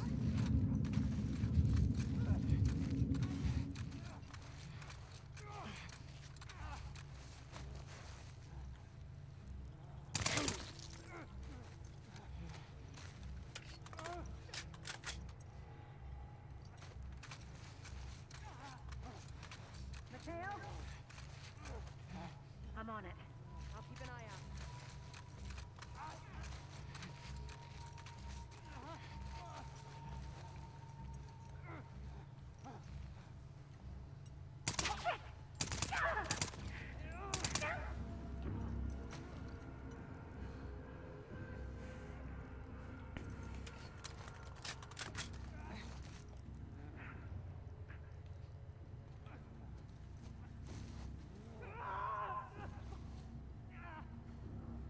He's always jerking around. Look at this guy.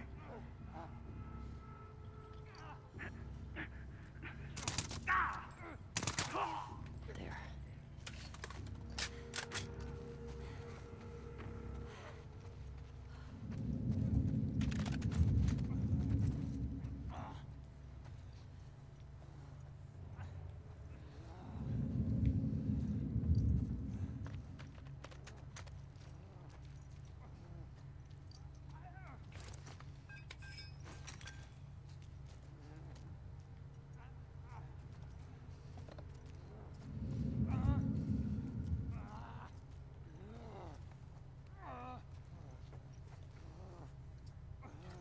Yeah, I'll put him out of his misery.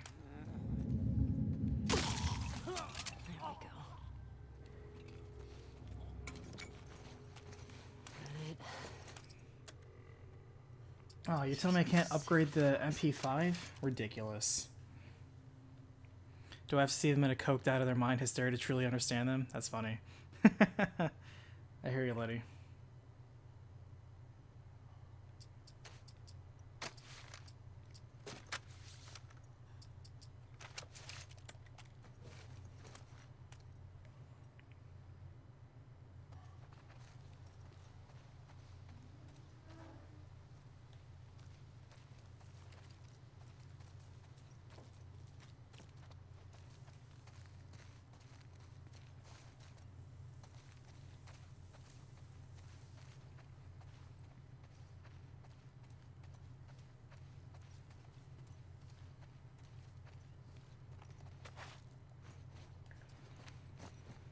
Okay, what do we have a lot of?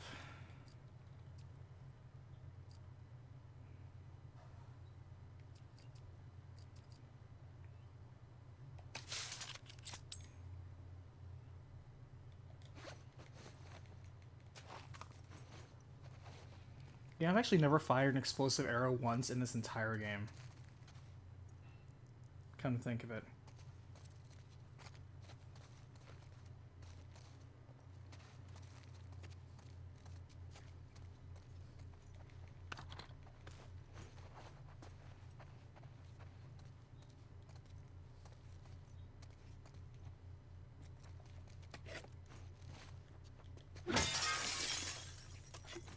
Have a good night, Letty. Appreciate you coming out and watching the finale. I'll see you around.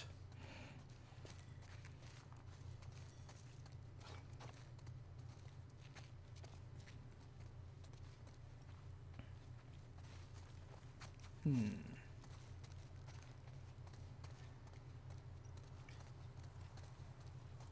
we're gonna check out with this villa.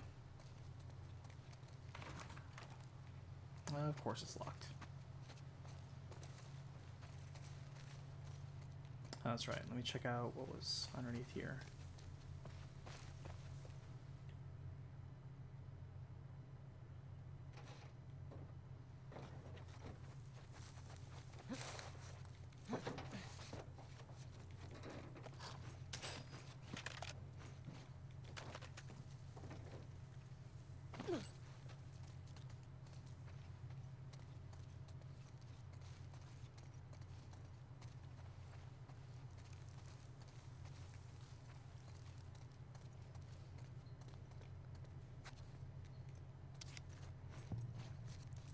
Spark Thug.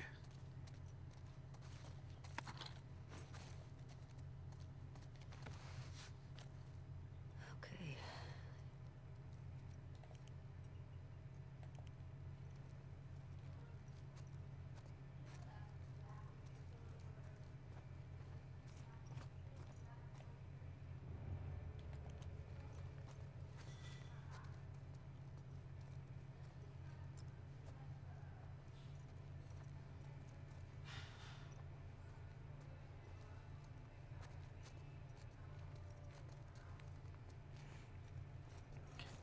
Oh, you're heading out, Catboy? Hope you have a good night too.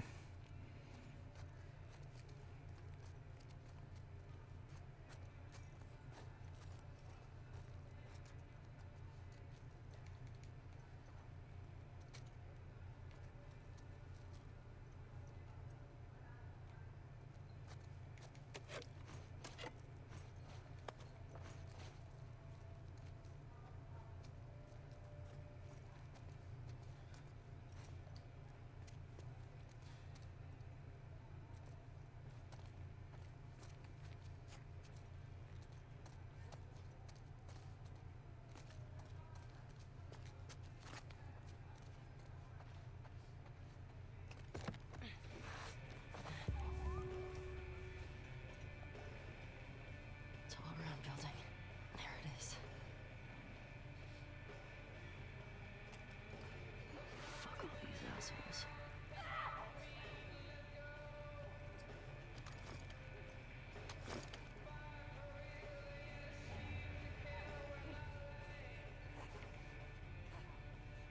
Do they just keep runners just around?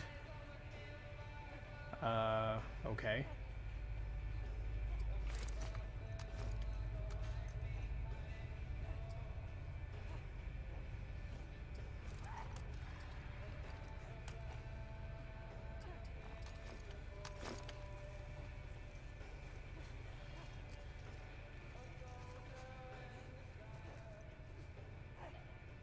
I wonder if I can shoot the chain of those runners and let them go wild for a little bit.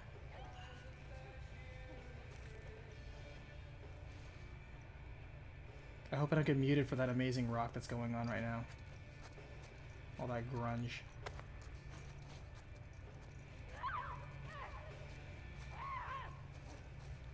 Yoink. Yeah, we're just bragging to the...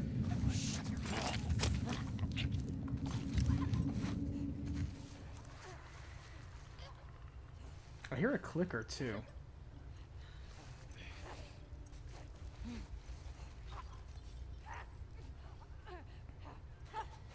I'm always wary of dudes wearing their baseball caps backwards because it's twice in this game I've shot at dudes wearing their caps backwards and the cap takes the shot. Like these backwards caps are just bulletproof, man. Alright, so I see... There's that dude infected. There's a guy over there on that balcony. And I know I hear a clicker somewhere.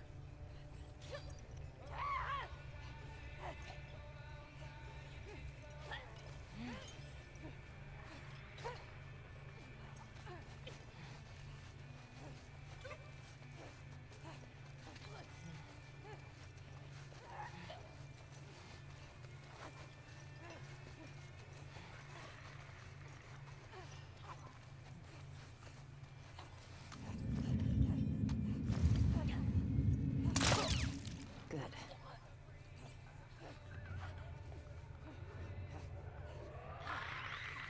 Yeah, so there's clickers in that pit. Alright. Who saw that body?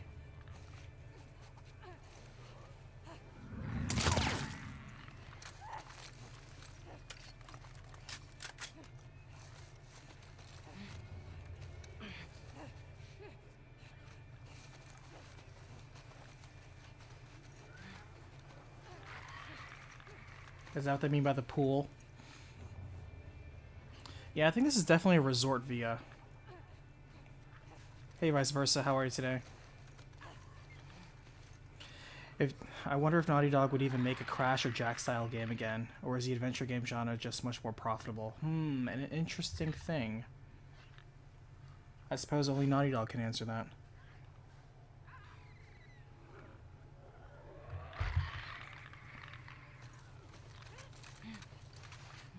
See, if it's a bona fide snapback, that's how you know, because it deflects bullets. Don't settle for counterfeits.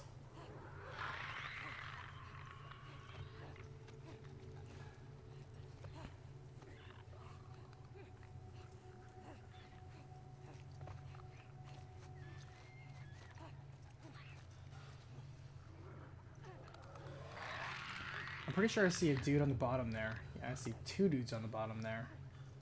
And I see one guy up top.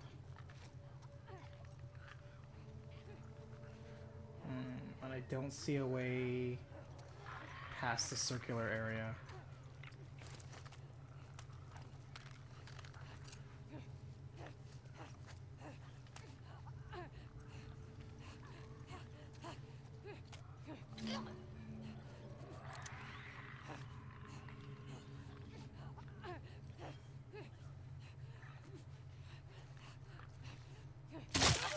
On you go.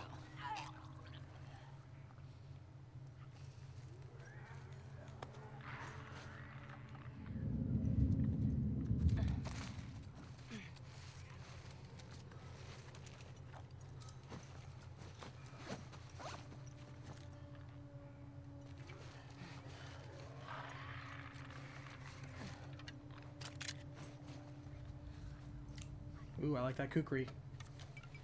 It's almost a machete. Alright.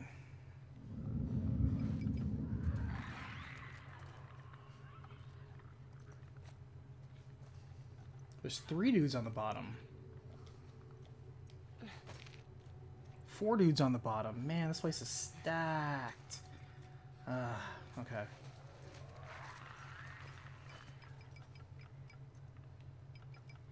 I don't like being in this area because this part's too exposed.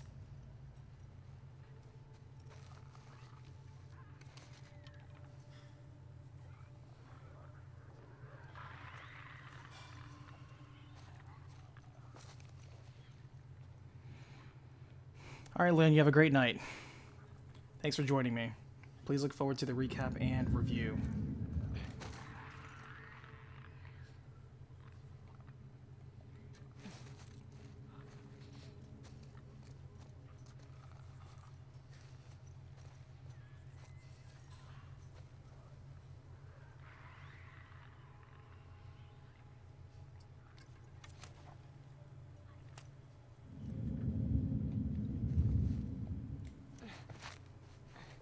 I wanted to take a shot, but I didn't feel right.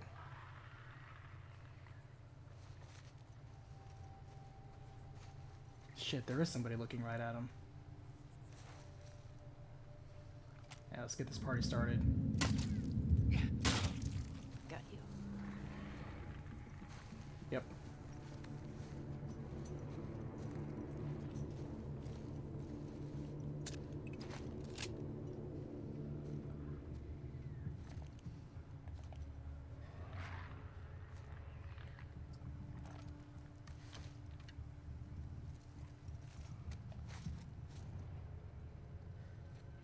Yeah, you can even see right here, like through this menu, it's 100% like a resort area. Look at this guy being all chill.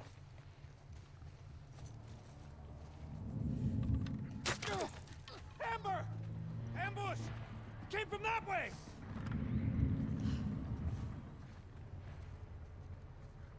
We're getting killed out here! Everybody spread out. Guard the tower.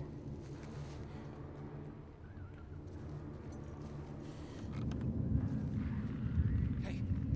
Run away! Shit. Over here! Admittedly, I botched that.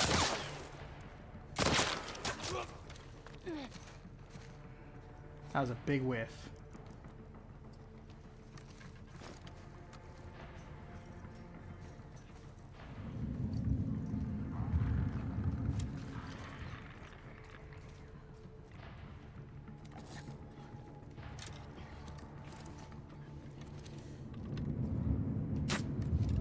Really?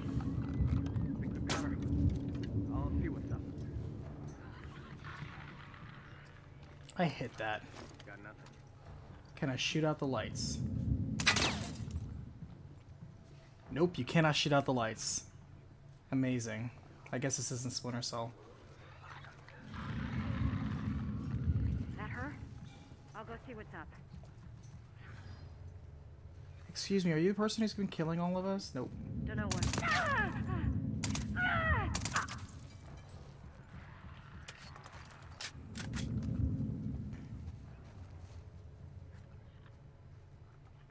Let's 2 more guys in the bottom, 1 guy up top. 3 guys in the bottom. 5 guys in the bottom.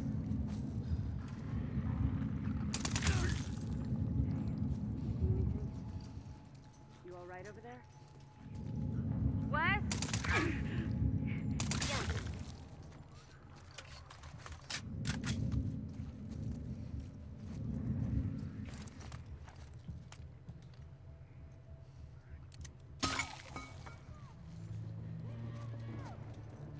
Oh, come on. I was firing silence. Don't even give me that nonsense.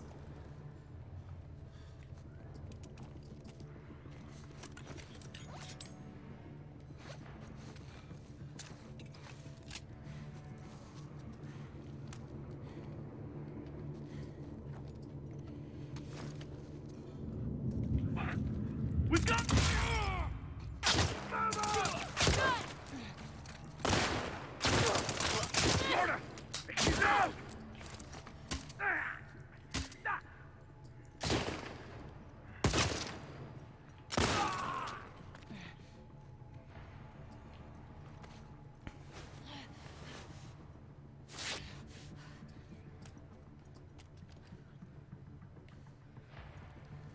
Alright, well, since we're loud.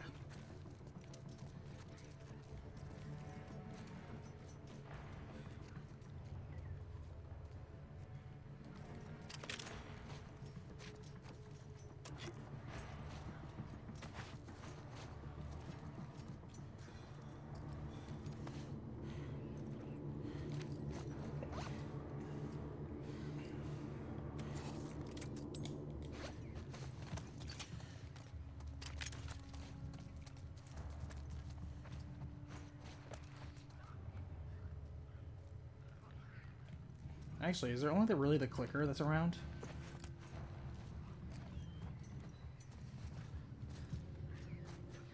I could have sworn there was some dudes upstairs.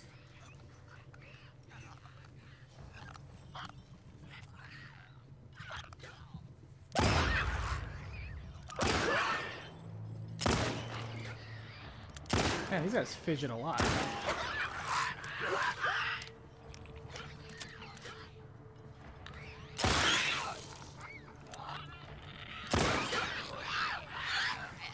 Alright, FA, you have a good one.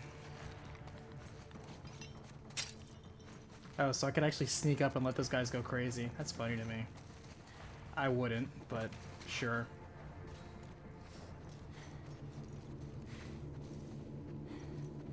Keep looking, fuckers. Who's still looking for me? Oh, oh, okay, those guys are still looking for me.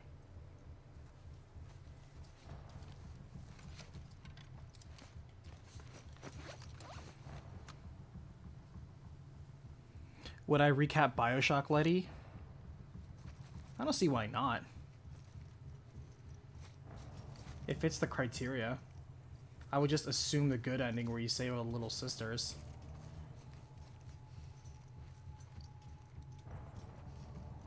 Because really that doesn't impact the actual path of the game.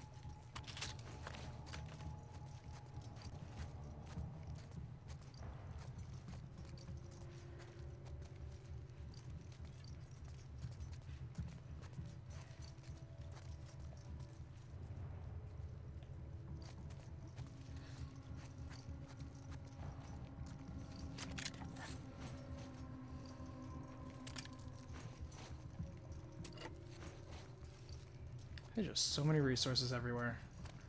We are rife with resources.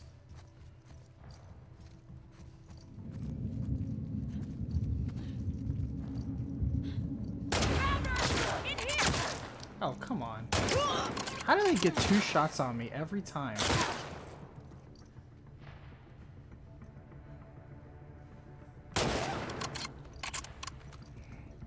Which BioShock do you think is better? My favorite BioShock game... Oops, sorry. Sorry, I didn't realize I was in middle combat.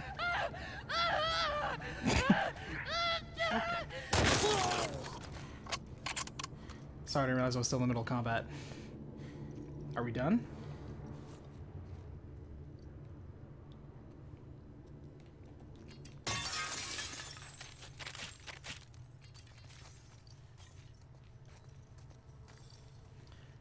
But my favorite Bioshock is the first 2/3 of the first Bioshock.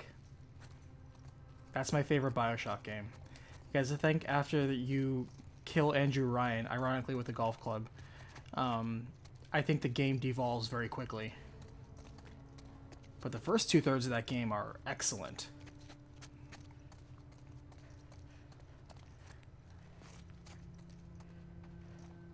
Second game isn't bad, but also I feel isn't necessary. And the third game, Infinite, to me, it's basically Halo, and for that I'm not the biggest fan. It's Halo, and yet it wants to be a little bit more pretentious than it should. It tries to be deeper than it actually is, and it has way too many plot holes to get away with the message it's trying to get away with.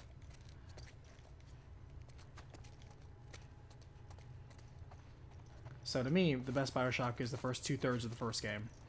That's the best Bioshock.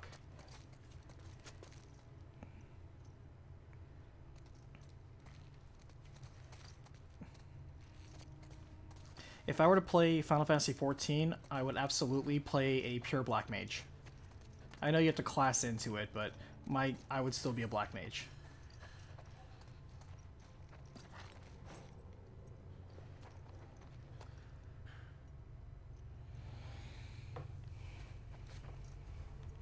Oni Schwarzenegger. That's actually pretty clever.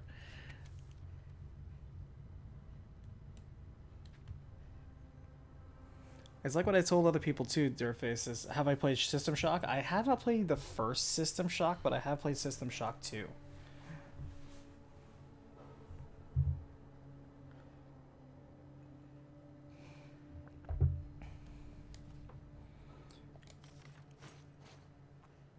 If you do in fact get all of the main campaign footage, you know, I think I'd prefer a humanoid race though. I don't know what all the races are called, but if I can get something humanoid, that's what I would prefer. I do love the Deus Ex games. I like the classic Deus Ex games, and I really like the new recent Deus Ex games that Square Enix made. I like both of them.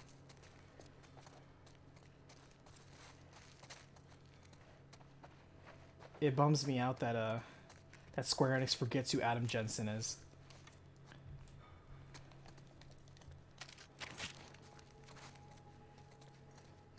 Because remember, they got Deus Ex when they merged with, or when they acquired Eidos.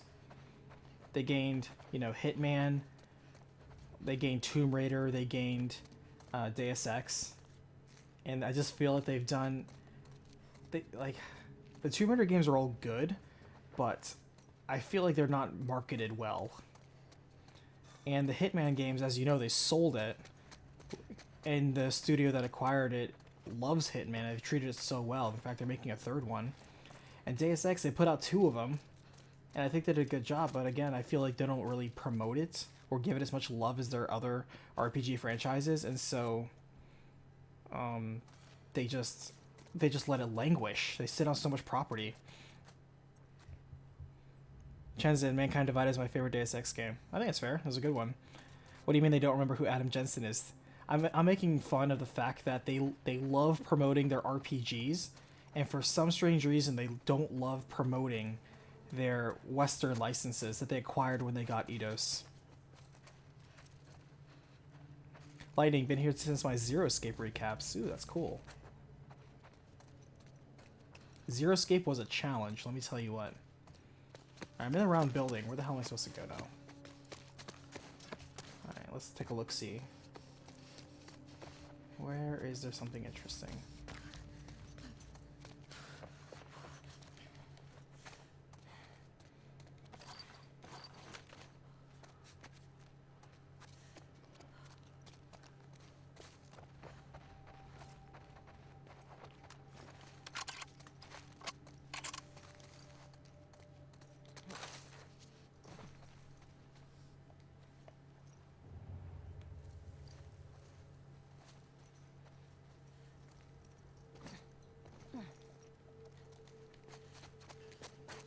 You know, most games you can just shoot that lock off. Just saying. Mankind Divided. Mankind Divided is the most recent one, because I'm like, was it Human Revolution or Mankind Divided? It was Mankind Divided.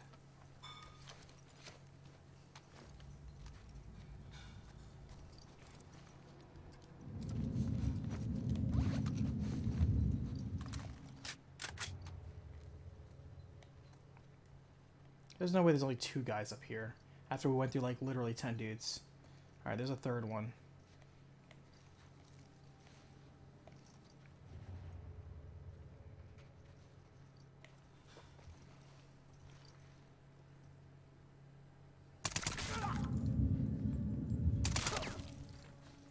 Well, that's it for that.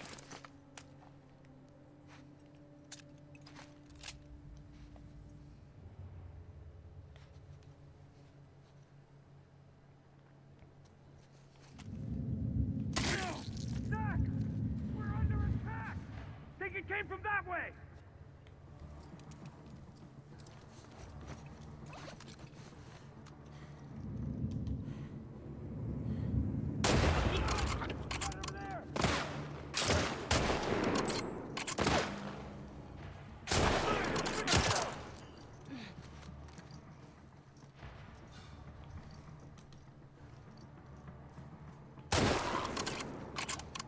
There's a 4th one. I saw you. Where are you? Son of a bitch.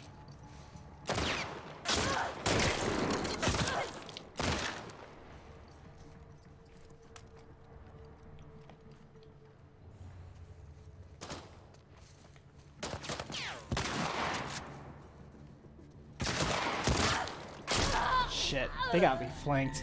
That was bad. I knew I should have healed. I didn't.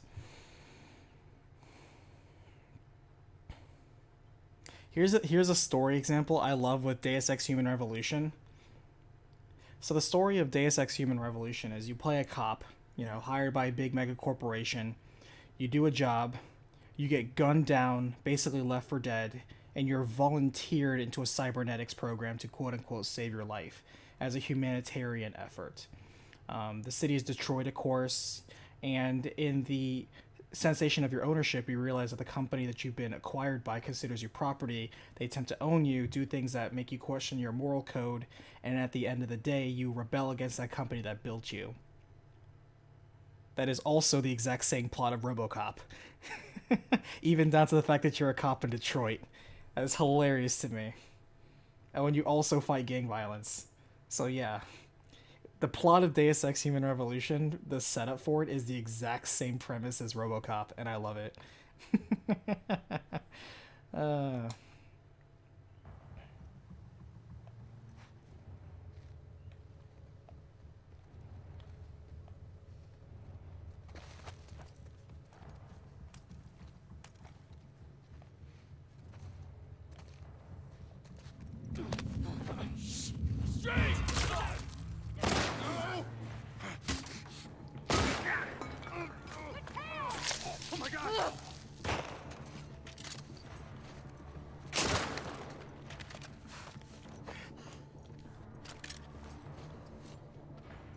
Back there! I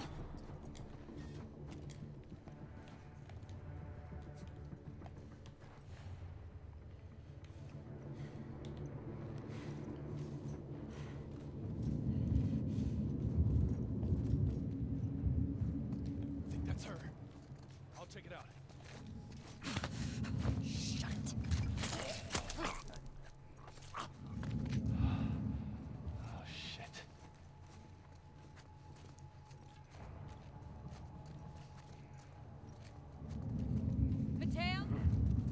We found her! Here, here!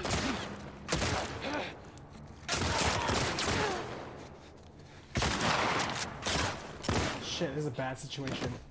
This ends now!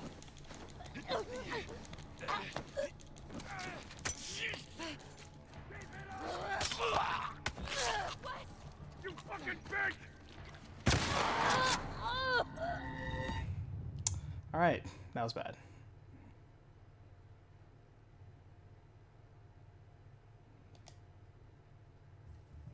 Alright, coming at this a little too hard.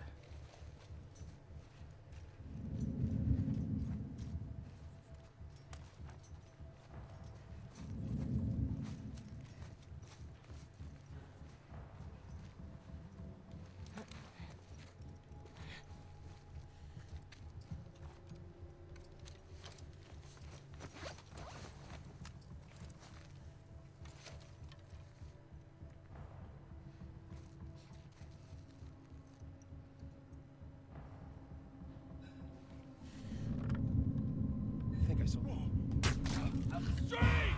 Shit! Over there! Push forward!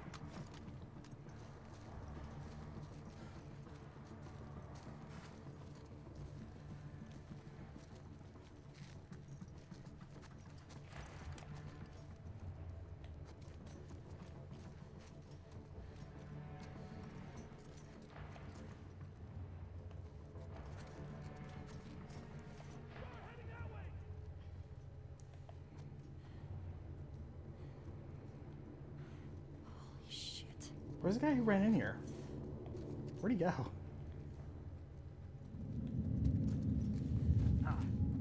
In the building! Shit!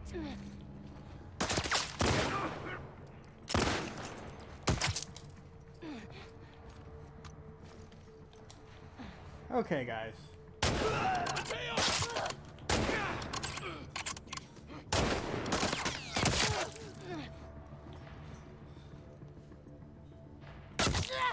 Damn it.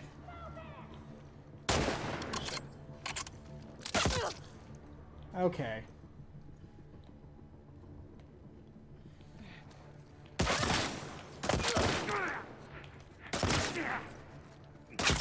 Man, these guys with the armor take...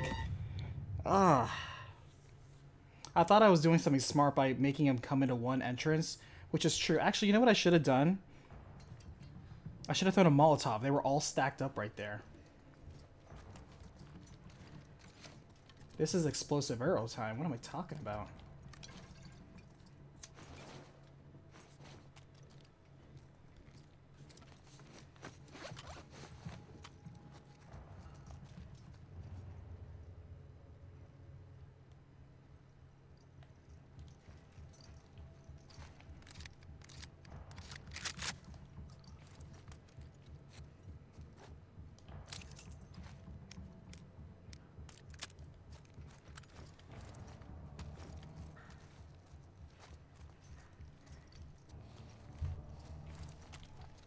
Huh?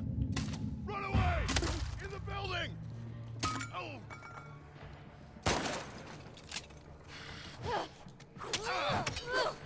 This motherfucking shit. Mateo!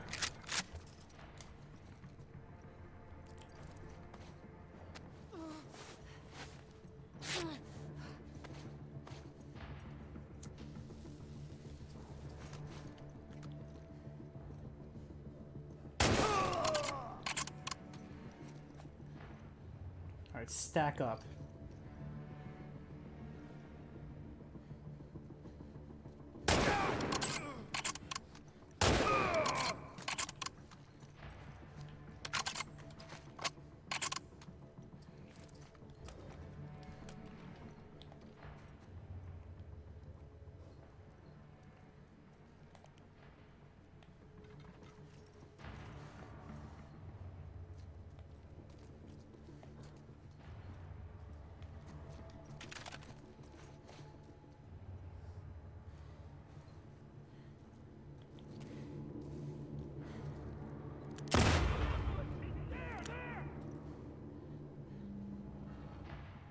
Stick your head up.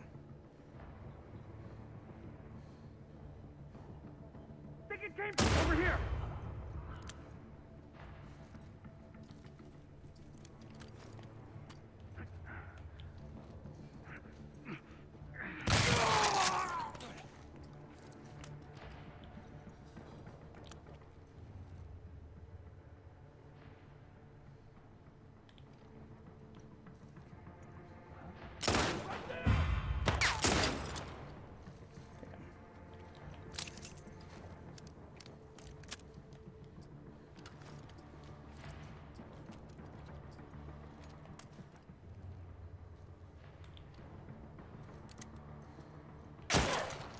Really, man?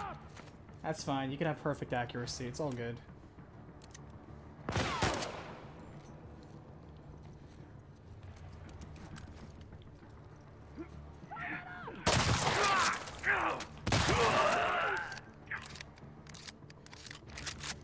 At least he survived 2 somehow.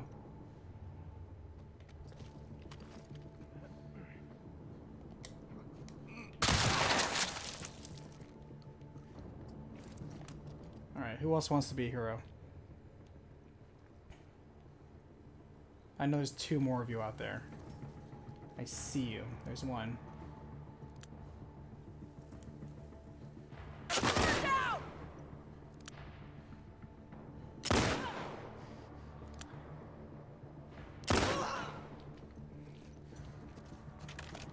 And there's the other one. Man, their aim is perfect.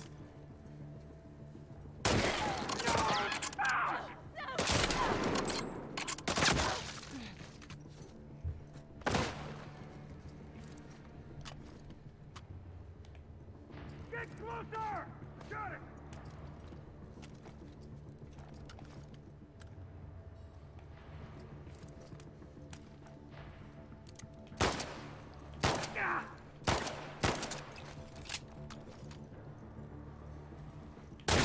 No!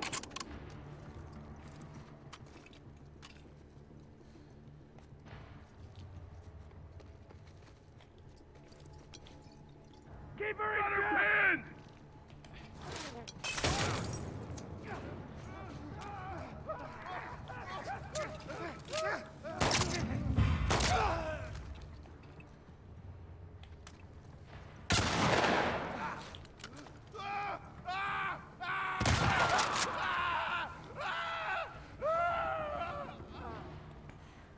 Yeah, nobody to blame but your last one on that one. Alright. Man.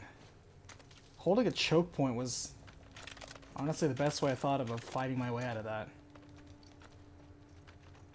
Man, all these dudes have armor and shotguns and helmets.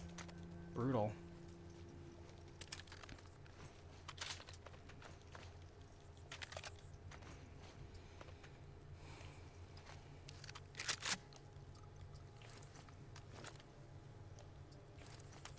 And all I got to do was just talk about RoboCop. Alright, let's go back and get some ammo. I know there's some ammo sitting around here.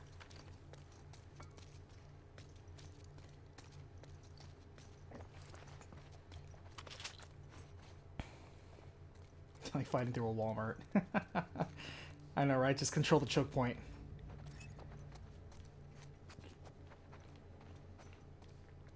Oh, you know what? I forgot to use the explosive arrow again. I keep forgetting it. Like, I have a bomb arrow. Why am I not using it?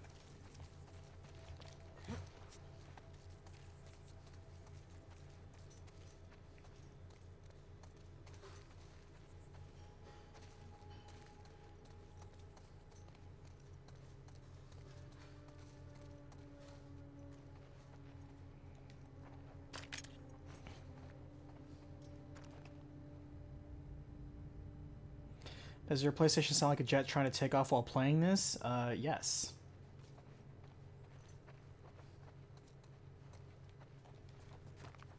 That's why one of the things I wanted when people are like, here are the next gen questions you want answered. The next gen questions I want answered, there are 3 of them.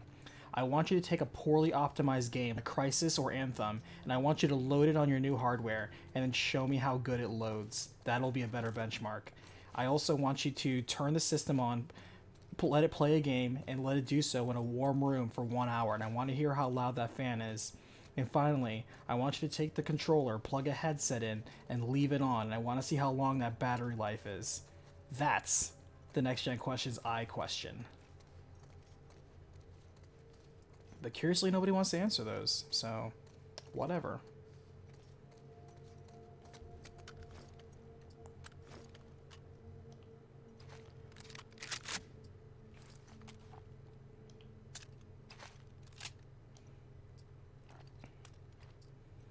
I remember when I used to sell somebody like a PlayStation 4 Pro, and they'd be like, when I turn it on, it gets really loud. I'm like, that's the fan.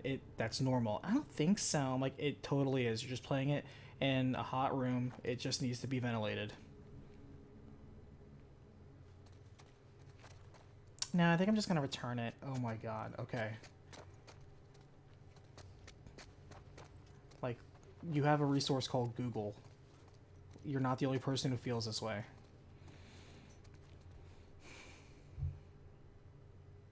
Yeah, I know. Why answer those questions? Why not just say 4K, 60 FPS? 4K, 60 FPS. Say what you will about Google Stadia, which there's not much to say because it's pretty sad. But they had a really crazy commercial, didn't they?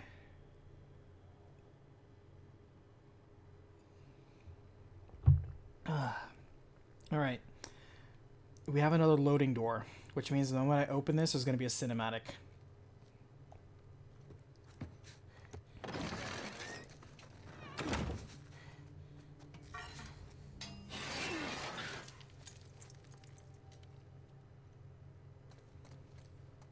See, a lot of people think those are just extra animations, but those are just clever tricks that the developers put in to hide the fact that it's loading the level. It's cool, but that's all it really is, just a loading screen.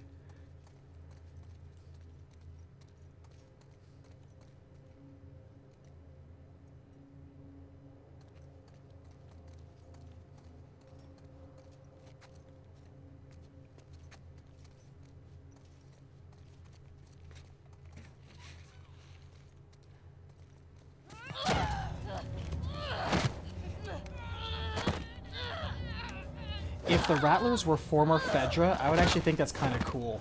Because that's what Fedra devolved into, is basically being just a gang. And they think they're instituting order. Kill her! Bitch! I got the key! I locked the door.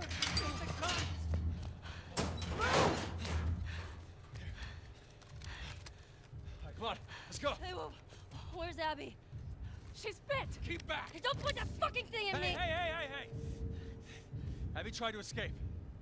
She's down in the pillars. The pillars? Head down to the beach. You won't miss it. She's probably already dead.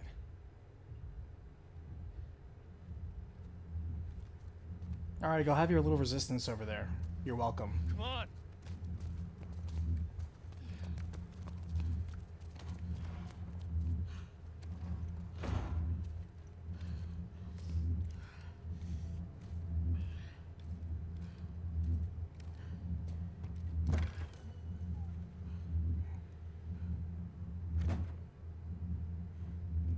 Why didn't you grab any of the ammo that was in that ammo crate that you just passed by?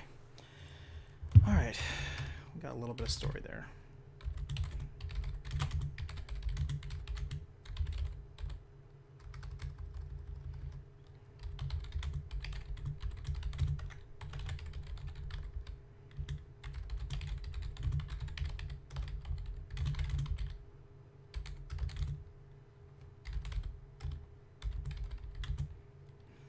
How would you describe it?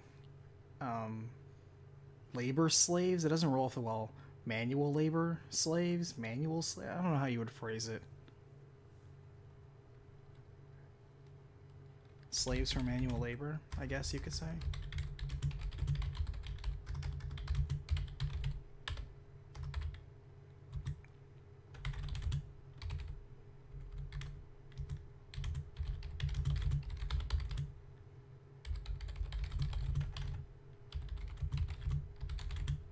Slave laborers? Well, I mean, the people that Chain Gang, you're not wrong.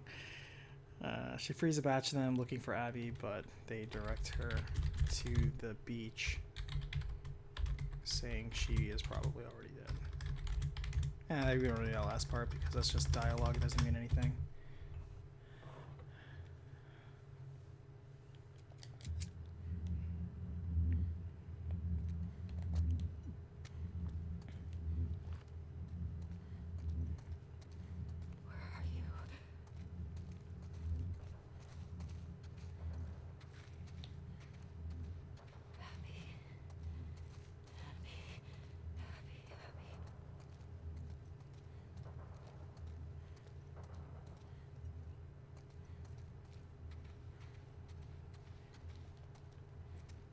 Blue Stripes. So this game is secretly a more gritty Rambo movie game? See, I don't know. I haven't blown up a helicopter yet. I haven't seen a single helicopter this entire game.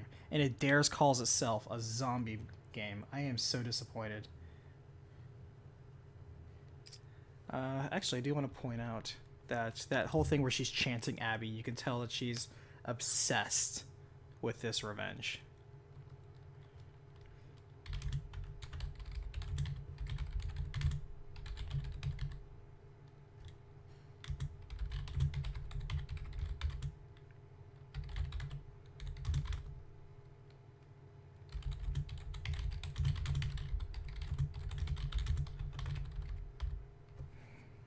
Yeah, Abby. Why did you say that name?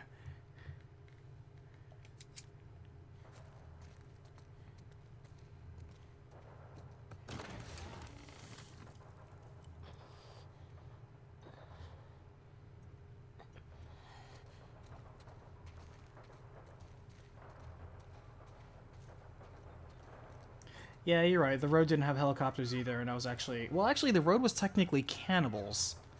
Although, I don't know, that still could have been their cover for Infected. The Road was a pretty interesting movie. That's another one that if you watch The Road, you're basically watching the original Last of Us, except The Road came out first. You have a father protecting their little kid. He even teaches him archery from all these basically infected people that are flesh-eating cannibals. There's actually a lot of scenes that are quite parallel to it. That's why when I first played Last of Us, I was like, did they just take this from The Road? They just literally watch The Road and be like, we'll make a game out of this. And just kind of like weave in The Walking Dead. But no, apparently it was Eco mixed with Night of the Living Dead and Sin City, which I see the parallels there too. Good pickup, Zero, on The Road. I wonder when the adrenaline is going to wear out for Ellie. She's just going to collapse.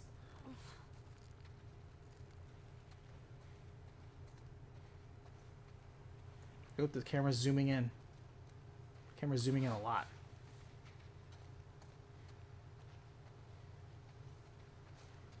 We are entering immersion.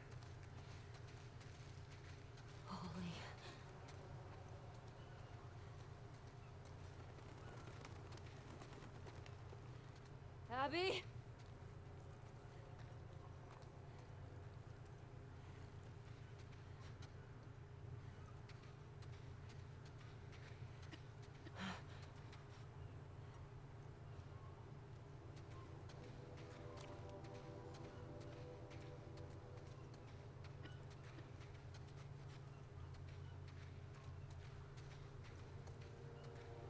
Is that her?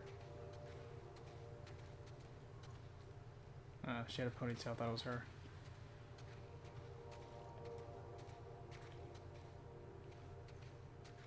Oh, there we go.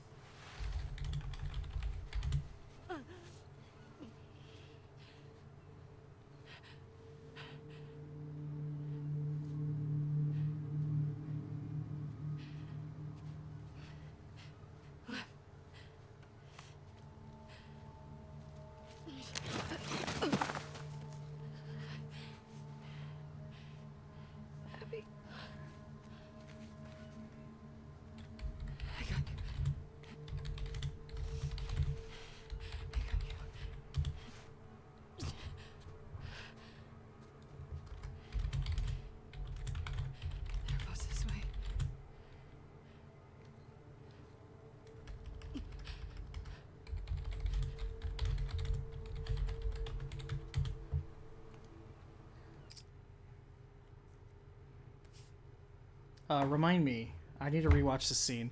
Did she recognize Ellie first and then ask her for help, or did she ask for help and then recognize Ellie? Because the order that's kind of important in terms of they shot part of the road in your hometown, Letty. That's actually kind of cool.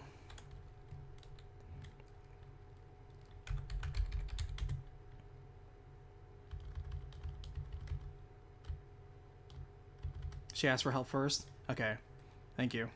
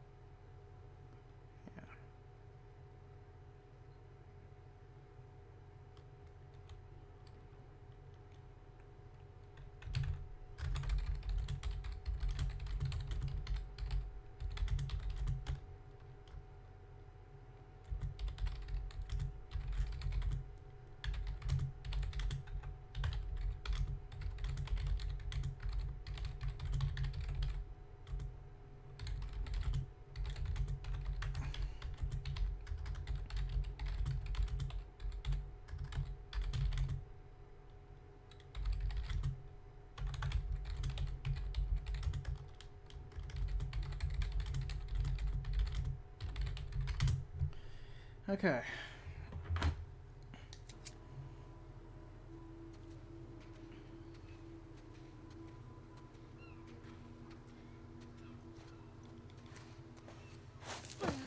Mm.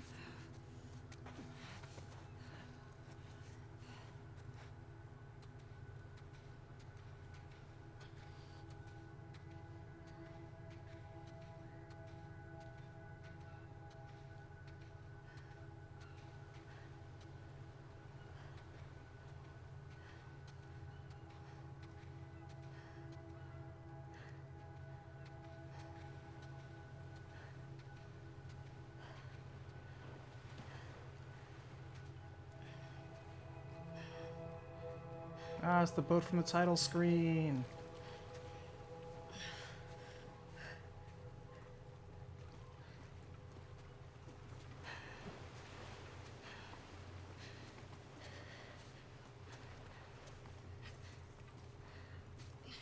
Interesting choice for a title screen. Oh, we're in a cinematic now. I can't do anything.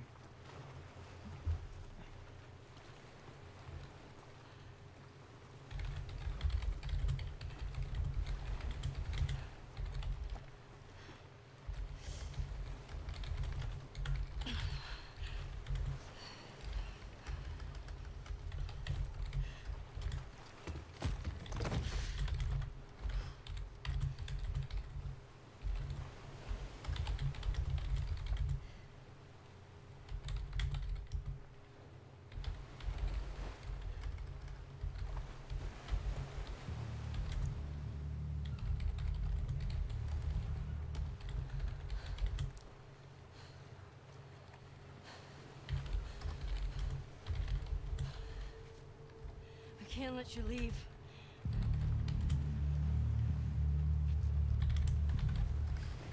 I'm not doing this.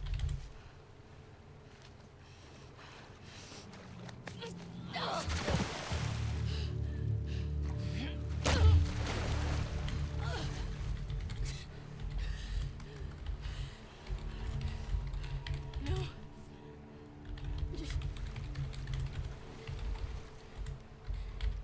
I'm not gonna fight you. Yes, you will.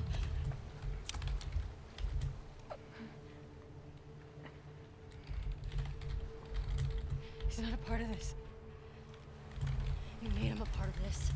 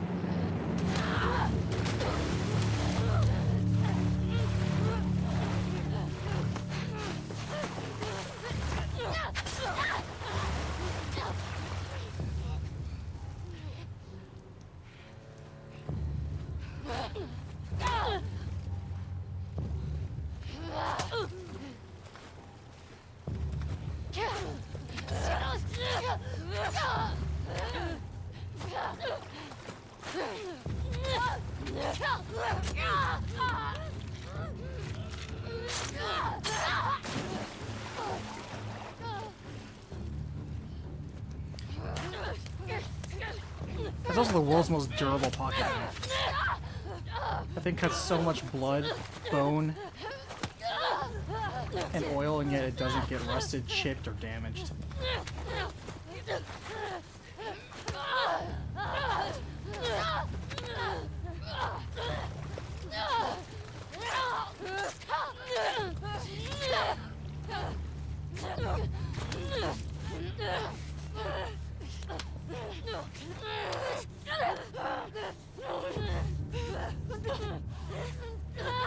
Yeah, I did see Dima that at least saw the flashback of Joel's corpse, but thank you for letting me make sure I didn't miss that, because when I'm typing, it's true, I'm not immediately looking at the screen.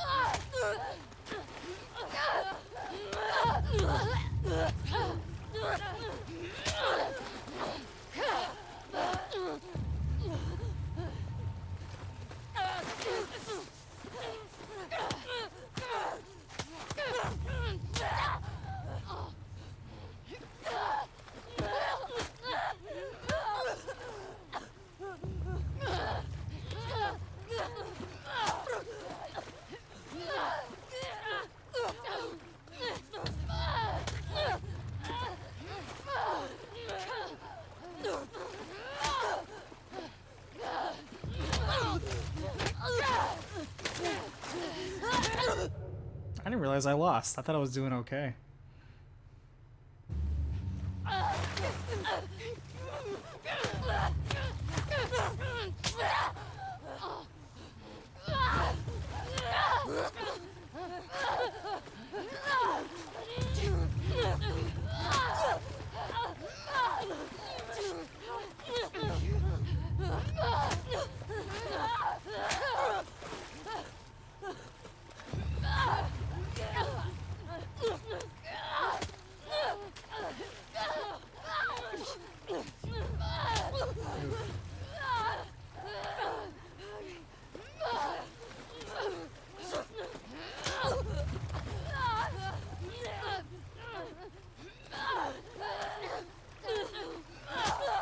Like, Ellie would be dead of blood loss right now.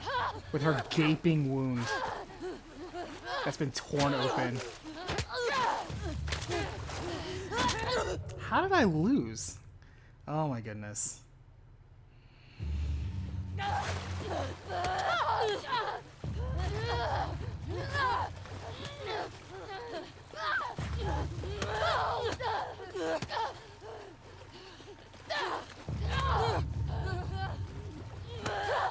That's like too many hits.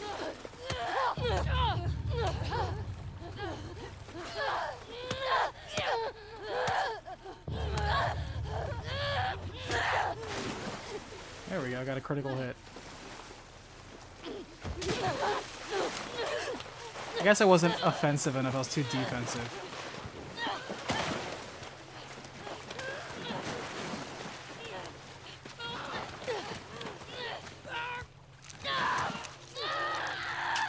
Oh, damn.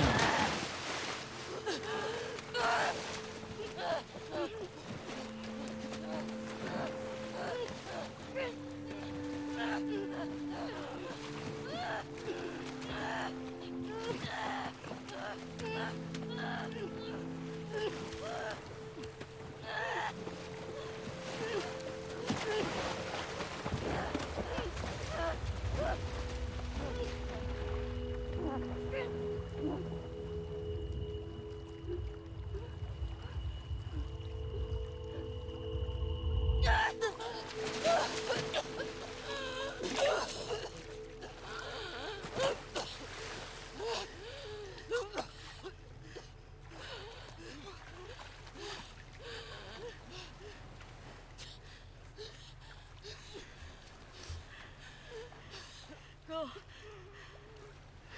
Just take him.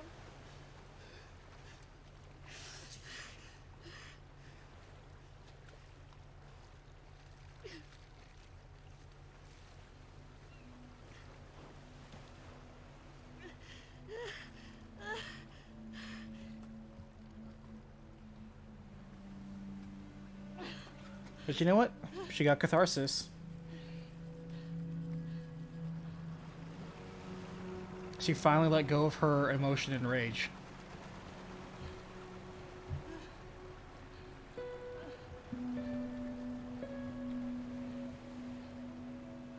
I didn't think she was gonna get catharsis, but she got catharsis.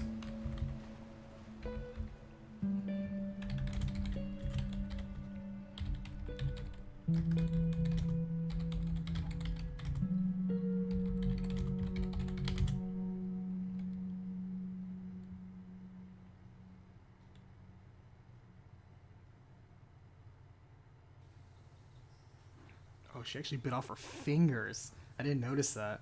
I knew she, like, really bit them. I thought she just, like, tore the things, but she actually bit off her fingers.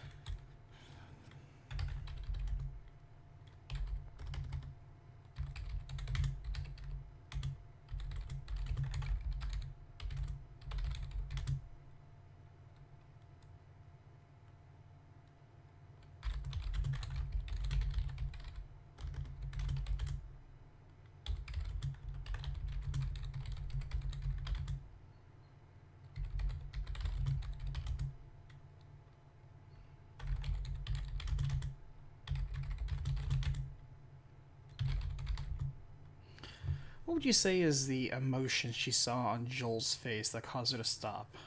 Content is the word that comes to mind for me. Content. There were warm colors.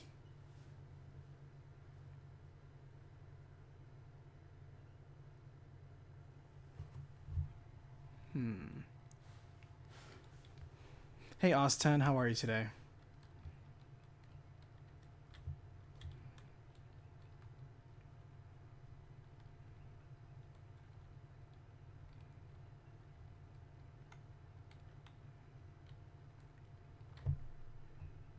However, and we're gonna get to the very end here. The last thing she draws is Joel strumming happily on the porch.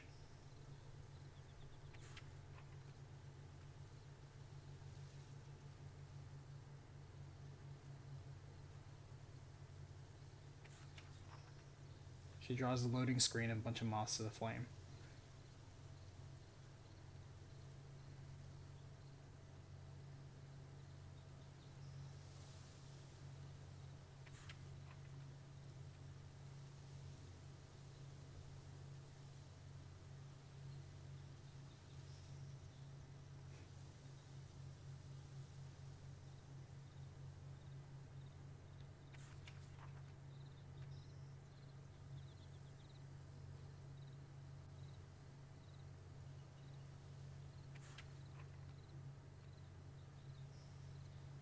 I'll read this all later, but I kind of want to...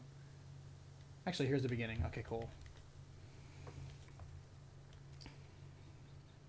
I'm going to capture this just in case it's story relevant, that supports any character behaviors or motivations.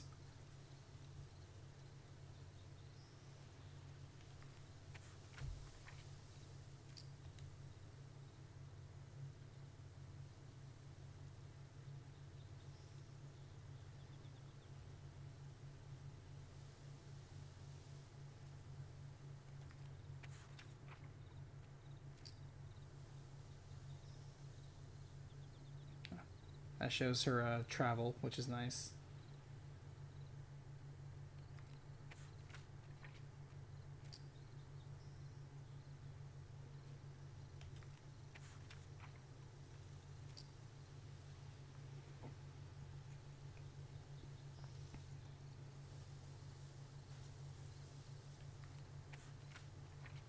And then, yeah, ends with that. Alright, so... Vision. I'm going to say a content Joel. Snaps her to letting go.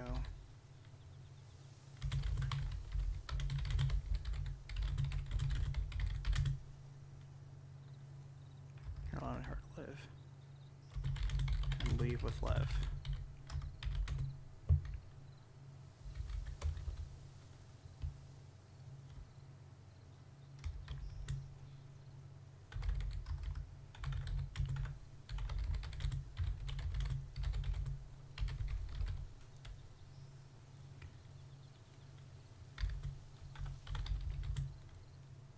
Sally breaks down crying. Abby silently leaves with Lev.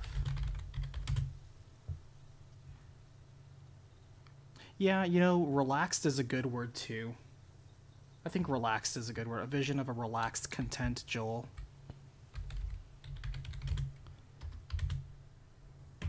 That's a good word. Yeah, Abby did spare Ellie twice.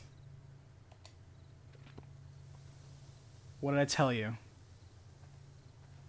It didn't end in mutual destruction, so it's not quite Hamlet, but it's pretty darn close. Like the main character Ellie, or at least one of the main characters, does end. She gained catharsis, and she also is a bit more damaged than when she ends. So, but at least she was able to let go of that repressed emotion. Still pretty close to Hamlet. Pretty much everyone else died around them. There are a lot of parallels.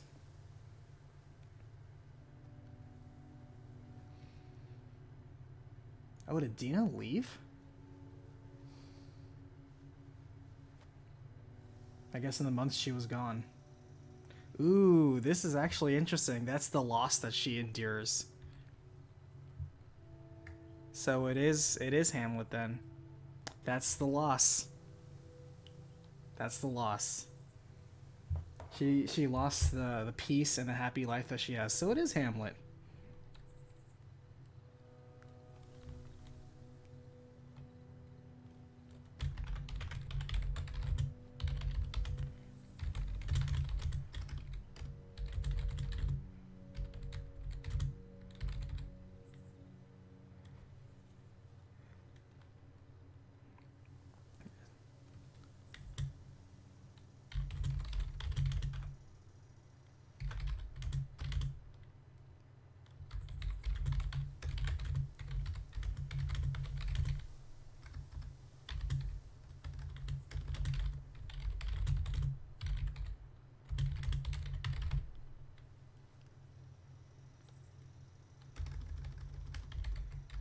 There's probably not even a note, is there?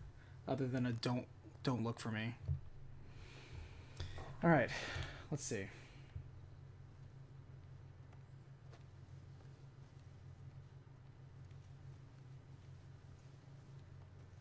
I wonder if she left her guitar at least.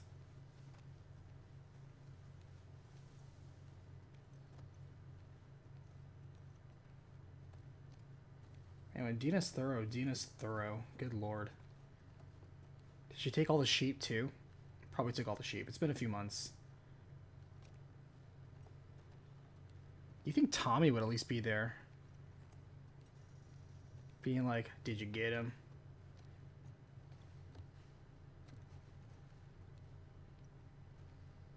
Alright, well that's probably the door I have to go in. But let's see real fast. Anything else? Oh, thanks for leaving me, you know, like my one jacket. Appreciate it.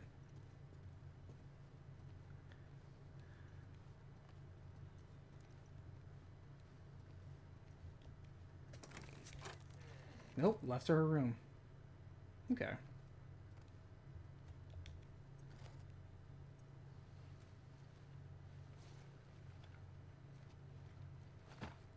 Or at least her studio.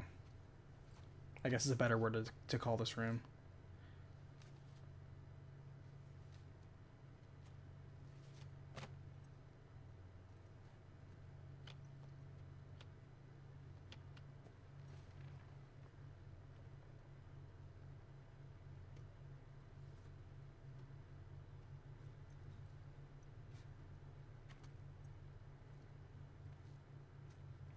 And I bet you can't fully play it because you don't have all your fingers.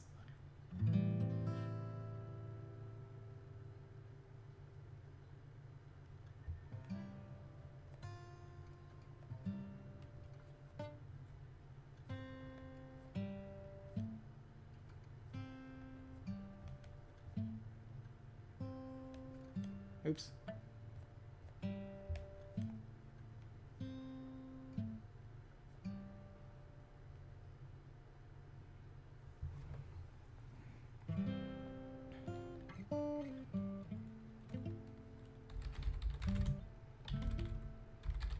No note was left, am I wrong?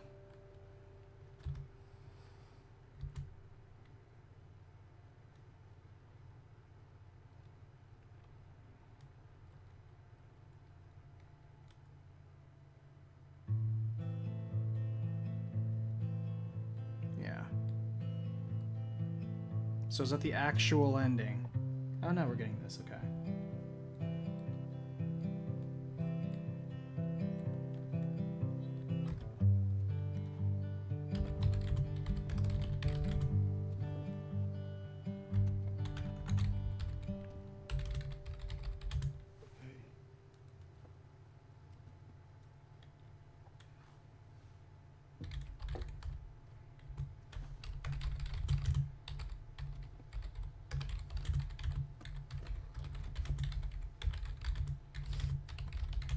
What are you drinking? Coffee. Where'd you get that? Those people that came through last week.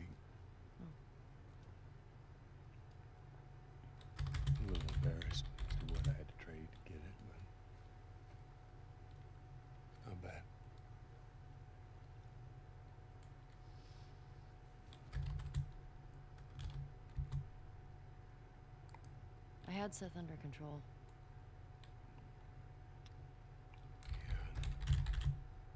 And you need to stop harassing Jesse about my patrols.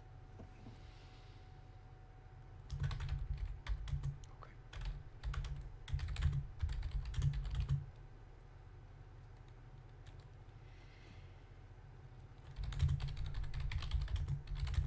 Dina. She your girlfriend? No. No, that was just one kiss. It doesn't mean anything. She just... I don't know why she did that. But you do like her.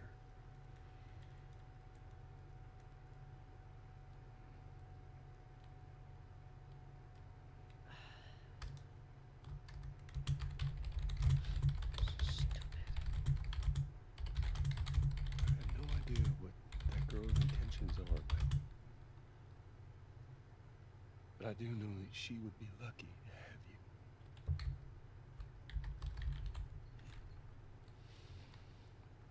You're such an asshole. I'm not trying to. I was supposed to die in that hospital. My life would have fucking mattered. But you took that from me.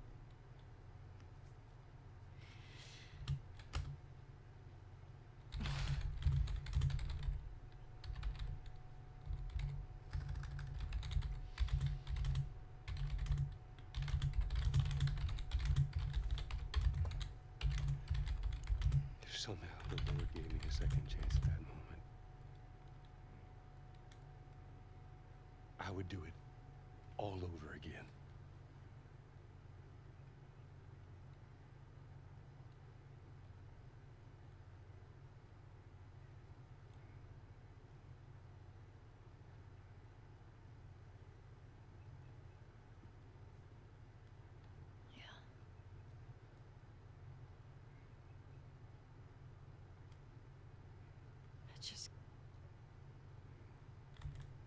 I don't think I can ever forgive you for that.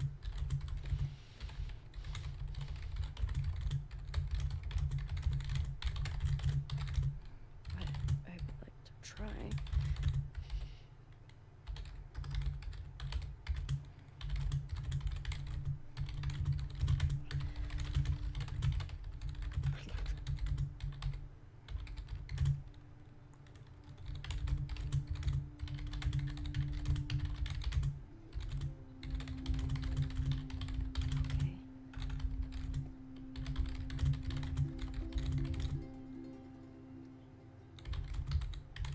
I'll see you around. Yep.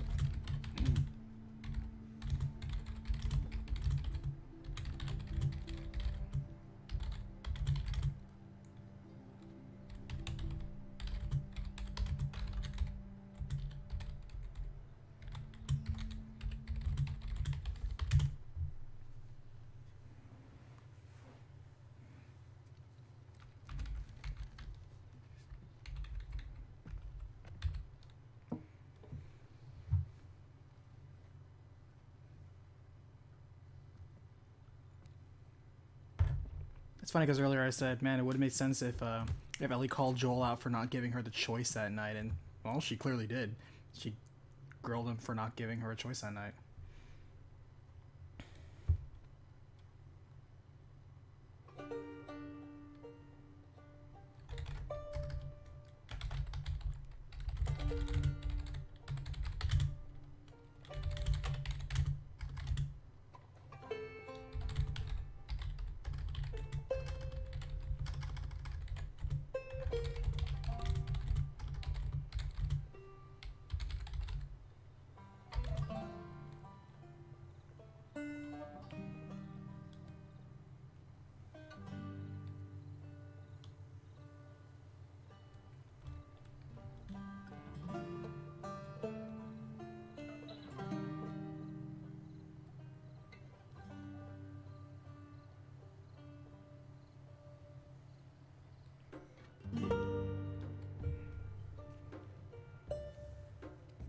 Okay, we finished the game. So normally, oh, actually, I need to write down some of the credits here. I can always record that later. Usually I always, write down the directors, the writers, and the composer, but whatever. So normally, during this part, this is the part where I normally give my impressions, my thoughts, and my more or less review on a game. However, we're going to do things a little differently this time, because I'm going to compile all this and write my review and thoughts on it later. I would like to say that for those of you who are just now jumping in, thank you so much for joining at this point. I'm going to review some of the main points that I talked about earlier and lead where I am. So overall, what do I think of the game? The game is above average. The game crawled itself from being average, very high polish average, mind you, very high polish average, to being very high polish slightly above average, to being very high polish above average. That's about where the game lands in terms of what I'm going to eventually rate it as. So in terms of the story analysis, I'll give you guys a sneak peek on what I was talking about earlier at the very beginning of this. If you want the full example, just listen back to previous, videos. But what I riddled the audience here was, if you stop and analyze the characters, the plots, the events, the motivations in this game, I want you to think about, hey, who's the main character and who's the protagonist of this? As a reminder, the protagonist is not always the main character. The main character is simply the perspective the story is being told from. I.e., in this case, it's easy. It's whoever you happen to be playing in that particular chapter. It's either Abby or Ellie. But who's the protagonist? Who's the person that identifies the objective of the game and pursues it, and against which everyone else is simply swept up following them? And I, took a few suggestions. And that was a trick question, because my working, the way I see it, and here's my supporting evidence, the person who's the actual protagonist, the person who actually drives the events of this game, is not Ellie. It is not Abby. Abby would be a better answer than Ellie, but it's certainly not Ellie. Ellie is not the protagonist. First and foremost, why is she not the protagonist? Because she doesn't drive the events of this game at any point in time. She does pursue the objective, which is get revenge for killing Joel, which is her main driving motivation, but that's not what drives the story of the plot along, because it has nothing to do with Abby, and she's also only following it because it's a reaction to somebody else's action. She's being impacted by the plot. She herself is not driving the plot. Abby is not the main protagonist because she also, yes, her initial goal was get revenge for her father's killer, but she accomplished at the beginning. That was not her main objective throughout the rest of her story. The rest of her story of her going AWOL, hooking up with Owen, saving the two kids, Yara and Lev, from trying to leave the Seraphites and then finding the Fireflies. That was not the objective. It was initially the objective, but that wasn't the objective anymore, so she is not the protagonist. The person who is the protagonist in this whole thing, the person who drives this entire story forward, who keeps both Ellie and Abby going, is Tommy. Think about it. He's the other person who was in the room. Everyone's talking about Ellie, everyone's talking about Abby, but there's another main person in that room, and it was Tommy. Tommy is the person who drove the plot because he left first to pursue Abby to get revenge. He's the one that Ellie, Jesse,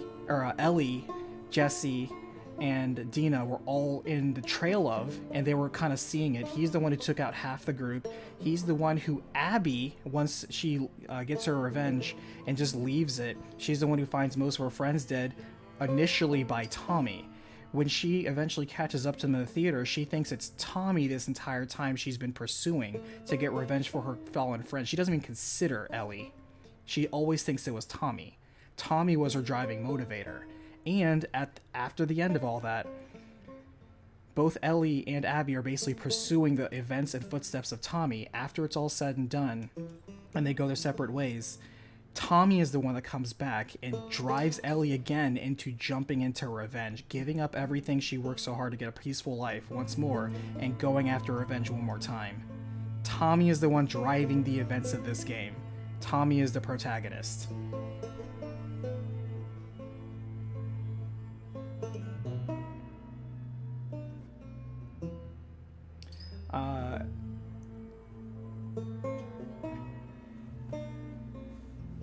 Because people often think that there has to, like, the main character is the protagonist. That's not always the case. That is, especially in most literary works, that is not often the case.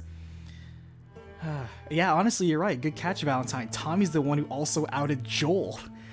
He's the one who said, "Go get him, Joel. Hey, I'm Tommy. I'm Joel." And like, he's the one who, when they first met Abby, is the one who outed who they were. Tommy's the one who drove all of this, and yet, why is nobody talking about that? It's Tommy is the real protagonist of this game, who drives everything. That's Tommy. Now, if you want to blame whose fault, who went first, let me remind you, it's Riley. Riley, the first game, it's Riley's fault. Riley is to blame for all this. This whole snowball effect is Riley's fault. Blame Riley. None of this would have happened without Riley. Now, that analysis aside, because I'm going to bring that up, and I guarantee you there are going to be a lot of people who disagree with me, even though, as I just told you, you can try to explain Ellie as a protagonist, and it will not work. You can try to explain Abby as a protagonist. It will work a little less, but it will not work, because they are not the driving motivators behind the plot of the story. They are not. Because they for a time, they don't even affect each other. So, moving on to it. I think probably 6 hours into this game, I was thinking, this game has a very familiar story pattern. And you'll see it, where I question the name of the episode is like, is this Hamlet? And the reason why is because if you think about it, this game has so many parallels to Hamlet. If you don't know the overall summary of Hamlet, it's pretty straightforward. Basically, you have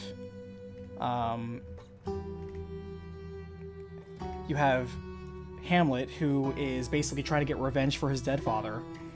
And in the course of trying to get revenge for his dead father, there's incidents and accidents that result in a side character. His father gets killed, and so he blames Hamlet, and so these two are going at each other. At the end, they're dueling each other, literally both wounded, poisoned, and dying. They're both dueling each other. But the whole thing is that while they're fighting each other along the entire course of the game, they both lose so much. They lose their friends, they lose their lovers, they lose their family, all through accidents or incidents. And at the very end, neither of them, they're either dead or broken. And nobody gets really a happy ending. However, key to the Elizabethan tragedy, revenge tragedy, the characters have to attain catharsis. Which means there needs to be, at some point, they just let go. They just let go. It could be forgiveness, it could be giving up, it could be losing their values, it could be dying, but there has to be catharsis. And Abby got her catharsis immediately, because when she killed Joel, that was it. She had no gripe against anyone else. She spared Ellie even a second time. It was not about Ellie. She was never about revenge on it. Even at the very end, she was like, I don't want to fight you. It was never about that. So she had her catharsis. You could tell that when she also had her positive dream, when she relieved herself of the guilt for rescuing those kids and leaving them alone. She already released her emotional pent-up anger. And then Ellie at the very end, the very, very end, she got her catharsis. Because she was finally able to let go of her hate. Because Ellie's main character, her character flaw is that she's full of rage. It's always been that way. Even Joel in the beginning says, you need to stop constantly getting pissed off at everything and always going at everyone. You need to stop getting so pissed off. Rage is her character flaw. She was finally able to just let go of all of her pent-up emotion, and that was her catharsis. So, while it's not a direct retelling of Hamlet, and I really highly doubt that Druckmann was going out for that, the parallels to the revenge tragedy, this hits so many of those notes spot on. And at the very end, you have a broken Ellie who's lost so much of it. Yes, she got her catharsis, but at the cost of losing pretty much everything. And Abby lost a lot too, because of that.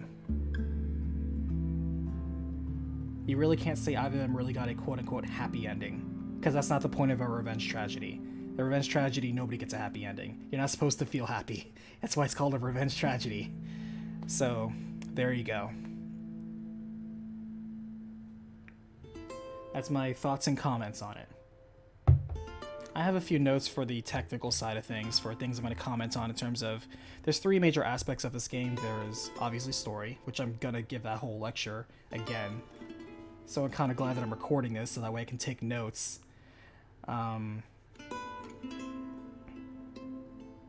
Shenzhen with the Illuminati.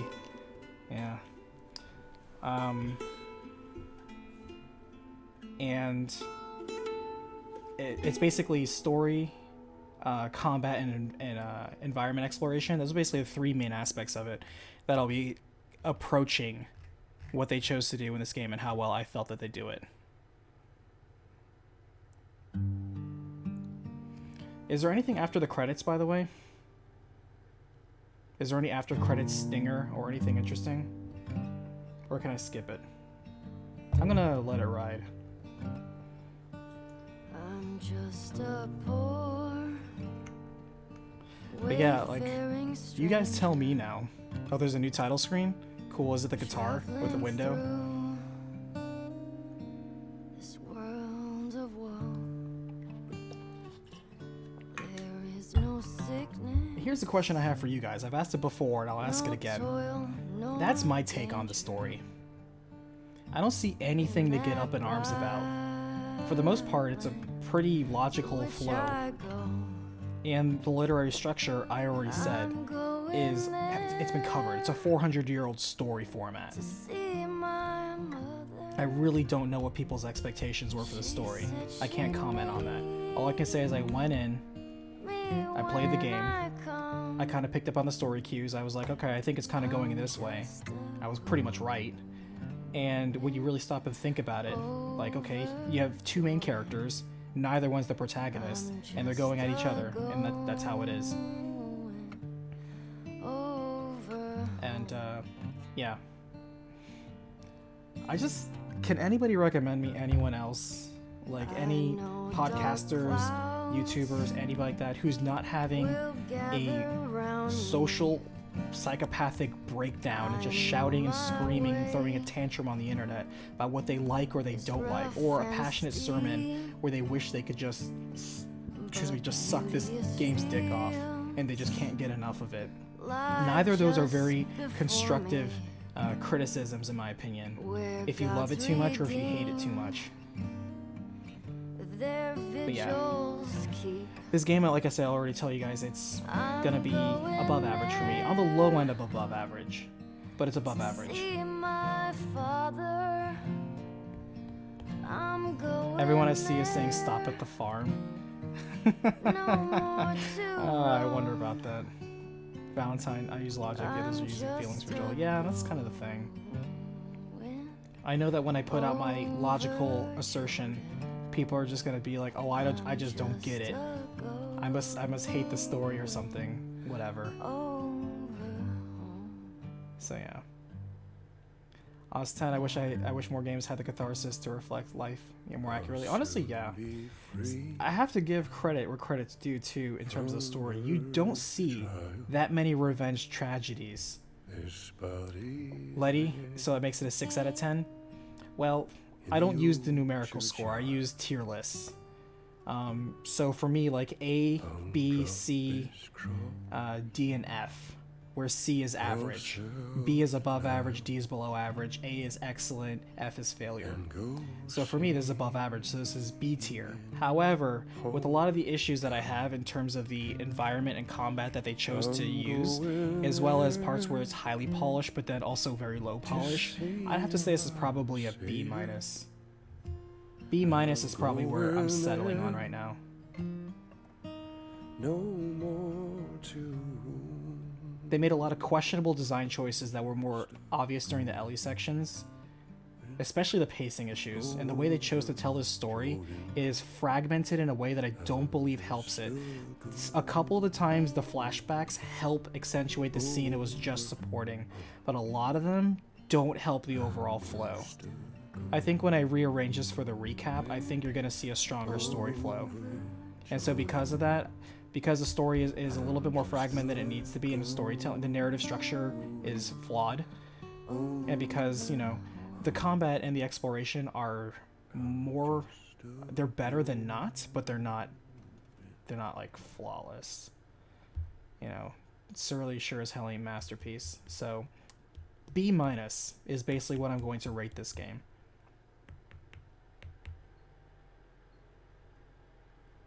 It is above average. Oh, it's the boat again.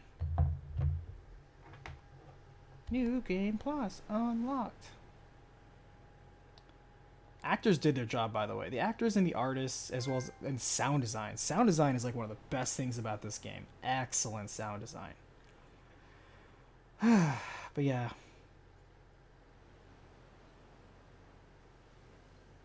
Assassin. She isn't done just yet. Catalina Casino, huh? Oh, that's cool. I didn't think about that. Abby made it. Oh, yeah. You know what? Nice call, El Jefe. Nice call. Actually, this right here would be the great spot for when I say Last of Us Part 2 has sold X many copies, or is in the process of selling over X many copies worldwide. I still need a number. It's been a week since this game came out, and they say like, oh, the initial sales records show like a 40% or whatever, or 1% improvement over the high. Well, what does that mean? How many millions is that? Give me a number. Give me a number. How many copies did you sell the first week? Give me a number. I can't put this stuff out till I have a number. I can't say The Last of Us Part 2 is selling right now. You can buy it. No, I need a number. I'm not just gonna make up a number either. Many people would refund it though. I mean, that they still sold it.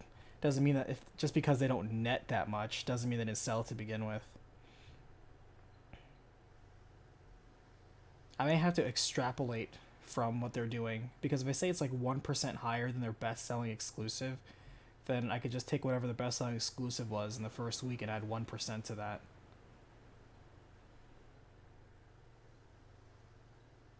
What do we think though? How many do we think sold the first week? Do we have an updated number on that?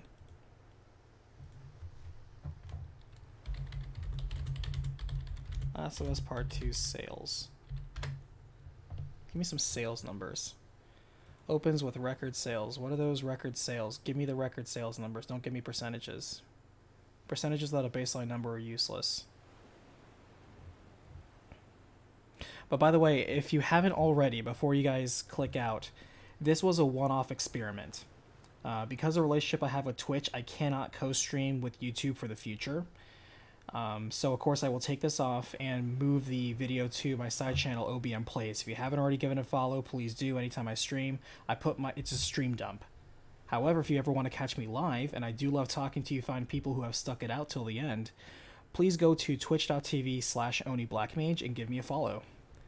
I stream pretty regularly every Sunday and Tuesday. And if you want to, go to any of my videos and just follow the link for the invite to the Discord channel, where you're welcome to hang out, chill, chat with other fine adventurers like yourself and me at pretty much any time. I usually keep Discord open always. So, thank you so much.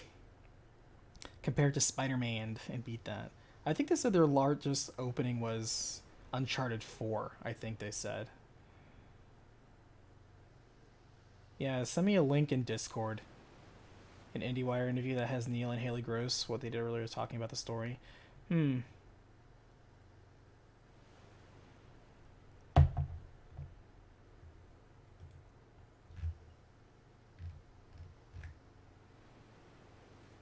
Yeah, see, everyone's like, The Last of Us 2 narrowly beat opening week sales numbers by its previous record holder, Uncharted 4, by 1%. What is that number?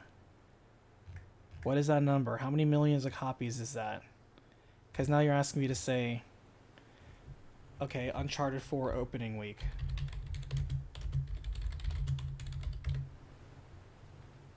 Okay. Uncharted 4 exceeded 2.7 million copies. Okay. So if we take that, then I guess we can say over 3 million copies. Alright, so Last of Us Part 2 has sold over 3 million copies so far.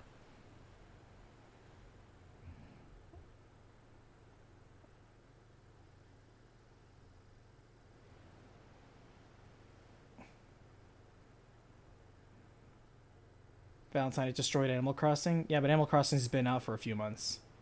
And this is also, like, literally the only game coming out, like, this entire month that's high profile.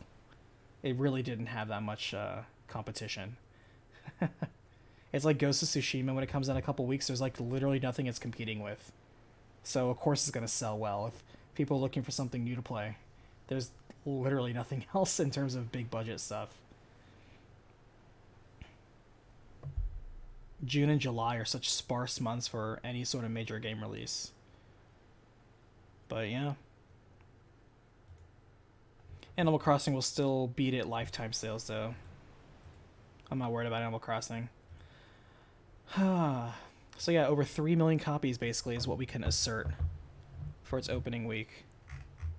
Let me just make a note of that.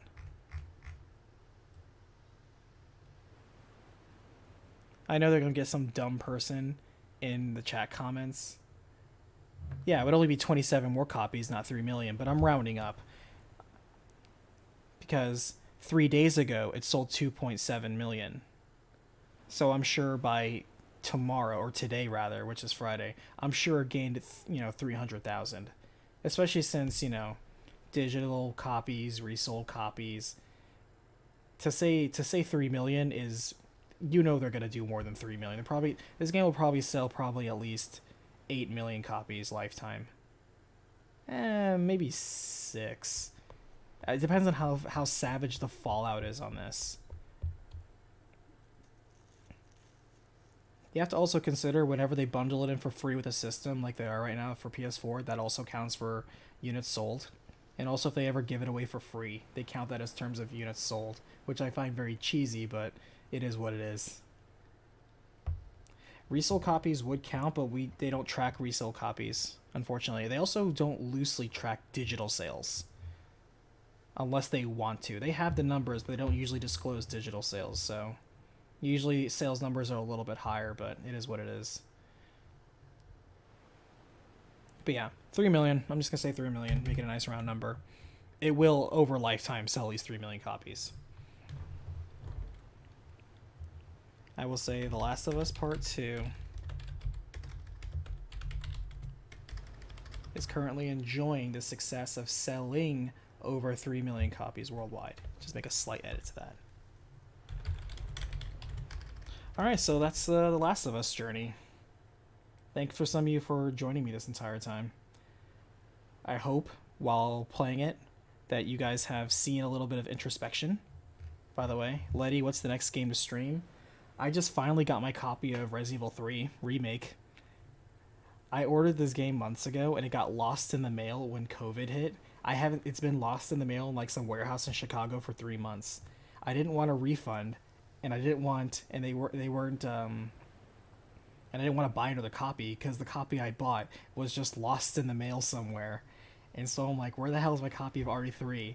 And so I haven't played RE3 yet, for 3 months because my copy was lost, and it just finally showed up. They sent me the email a couple of days ago saying, hey, we found your package and now it's on its way. I'm like, thank you, because the tracking number shows where it is. I'm like, it's somewhere in that warehouse. Somebody needs to find it. It's somewhere there. But yeah. Do I plan on streaming any older RPGs for a recapitation? Oz10, that's a great question. The answer is probably not. I made an exception for this game because this is a game that I was going to do a recap for when I normally wait 6 months for. But given the attitude about this game, I figure I'm going to do a version of a public service that also I technically profit from. In which case, if I put a recap out for this now, it gives people who don't want to play this game but still want to know the story an opportunity to see the game, or an opportunity to enjoy the story in less than, 10 minutes or less than 20 minutes. I don't know how long the recap's going to be. Probably 10-15 minutes, somewhere in that gap. But certainly less than 20 minutes. And that way you don't have to watch like a whole playthrough. You don't have to waste like 25-35 hours on the playthrough. You don't have to waste 11 hours watching cutscenes. You can just watch my less than 20 minutes recap. But normally I never do a fresh game for recap. And this is the first and maybe last time that I recap a game while streaming. This was just an experiment. I think it's interesting. I learned a lot. But I think I'll just kind of stick to my usual patterns. At the same time, I certainly have met a lot of you for the first time, which is nice. I appreciate that opportunity. And I'd like to keep talking to you guys a bit more often too. So for that reason, 33 hours is where we ended up. Alright, I have to make a note of that. But yeah, you guys get to see a little bit more of me. I get to see a little bit more of you. I think it's a friendly way. And like I said, you can see me every Sunday and Tuesday evening on Twitch. Twitch.tv/OnlyBlackMage. So I look forward to seeing and talk to you guys more. Just give me a quick follow there. I would really appreciate it. It's the best way to support me for streaming. And that way we can have more interesting conversations. And like I said, we can talk more on Discord too, because I like to hang out in actual voice chat there, so we can actually have a one-on-one conversation, which I find a lot more interesting. A lot of people usually don't want to talk to me about games. Annoys me. Thank you for following Nanako Grace Phoenix. I appreciate you. But I'm like, why? Is it because I don't explode in irrational tantrum adult rage about this game that I think is a 10 out of 10 masterpiece, and I think they ruined my quote-unquote adult childhood, and therefore I think this game should be burned and Neil Druckmann should publicly apologize and everyone on the Naughty Dog crew should be replaced and wah wah wah wah wah? Good lord. Get over yourself. Like the world's that dramatic. But Letty, have a good night. Thank you so much for joining. Bill should come back the next game. The next game should be about Bill. That'd be hilarious. Yeah, when you bring up will there be a Last of Us Part 3? Hell, I don't think any of us even saw there was going to be a Last of Us Part 2. Yeah, Chenzen, nobody likes listening to a logical person. I don't know, maybe you guys do. Either way, I'm going to put my logical assessment out there and let people figure out what to do with it emotionally. I spoke my piece.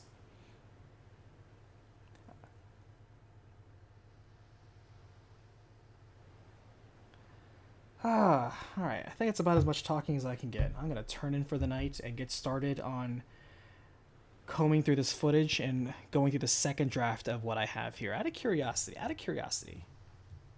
let's see how many words I have so far in terms of the skeleton for the recap. Out of curiosity. Because I can kind of gauge how long it's going to be if I have a word count. Yeah, Dima, thanks for also being cool. Having people exchange their... Like, during the first day, we had some rowdy people, for sure. Some emotional people. But I feel like they kind of left on their own. And now we have a good amount. Wow, that's how many words I ended up with? Okay, so this is basically going to be anywhere between 10 to 15 minutes. Closer to 15 if I talk moderately. Yeah, this is... Damn, if I can probably get this... I can probably get this recap up before the weekend's done. Yeah, I probably can, actually. Yeah, that's going to be my goal. I think before Sunday, I'm going to focus on trying to get the recap up. Finish the recap with a mic drop. Well, that's just it. The recap will not have my personal opinion. Recaps never have my personal opinion. That's what the review is for. But yeah. About to blow some people's minds, hopefully. Hey, watch everybody... I wonder if the downvotes on The Last of Us Part 2 are going to be greater than or less than the amount of downvotes I got percentage-wise on Final Fantasy VII. Because people did not appreciate the satire I did making fun of the parallels across so many Final Fantasy stories and how they're told for the last 10 years. People didn't like that. I told them up front, I'm like, hey, if you don't like your perspectives being challenged and if you don't like satire, click to the 5-minute mark. Do not watch this. And some people watched it and still couldn't handle it. But I'm not going to give any such warning for this. I'm going to be like, hey, I don't give a shit about you wanting to be explicit on spoilers, because I don't know what your definition of a spoiler is, but I'm not going to talk about any specific story points, except the fact that Joel's dead, but I get the feeling you already knew that already. And I'm going to talk about this from the context of environment, story, and combat/gameplay. And if you want to skip the story part specifically when I talk about it, sure. Here's the timestamp. Skip it. enjoy, please leave a like. If you like the video, leave a like, because I know you're a person who enjoys good taste. And if you're a person who hates this video, give a like, because that way I know that you're saving yourself some time, effort, and money. So thank you. Alright.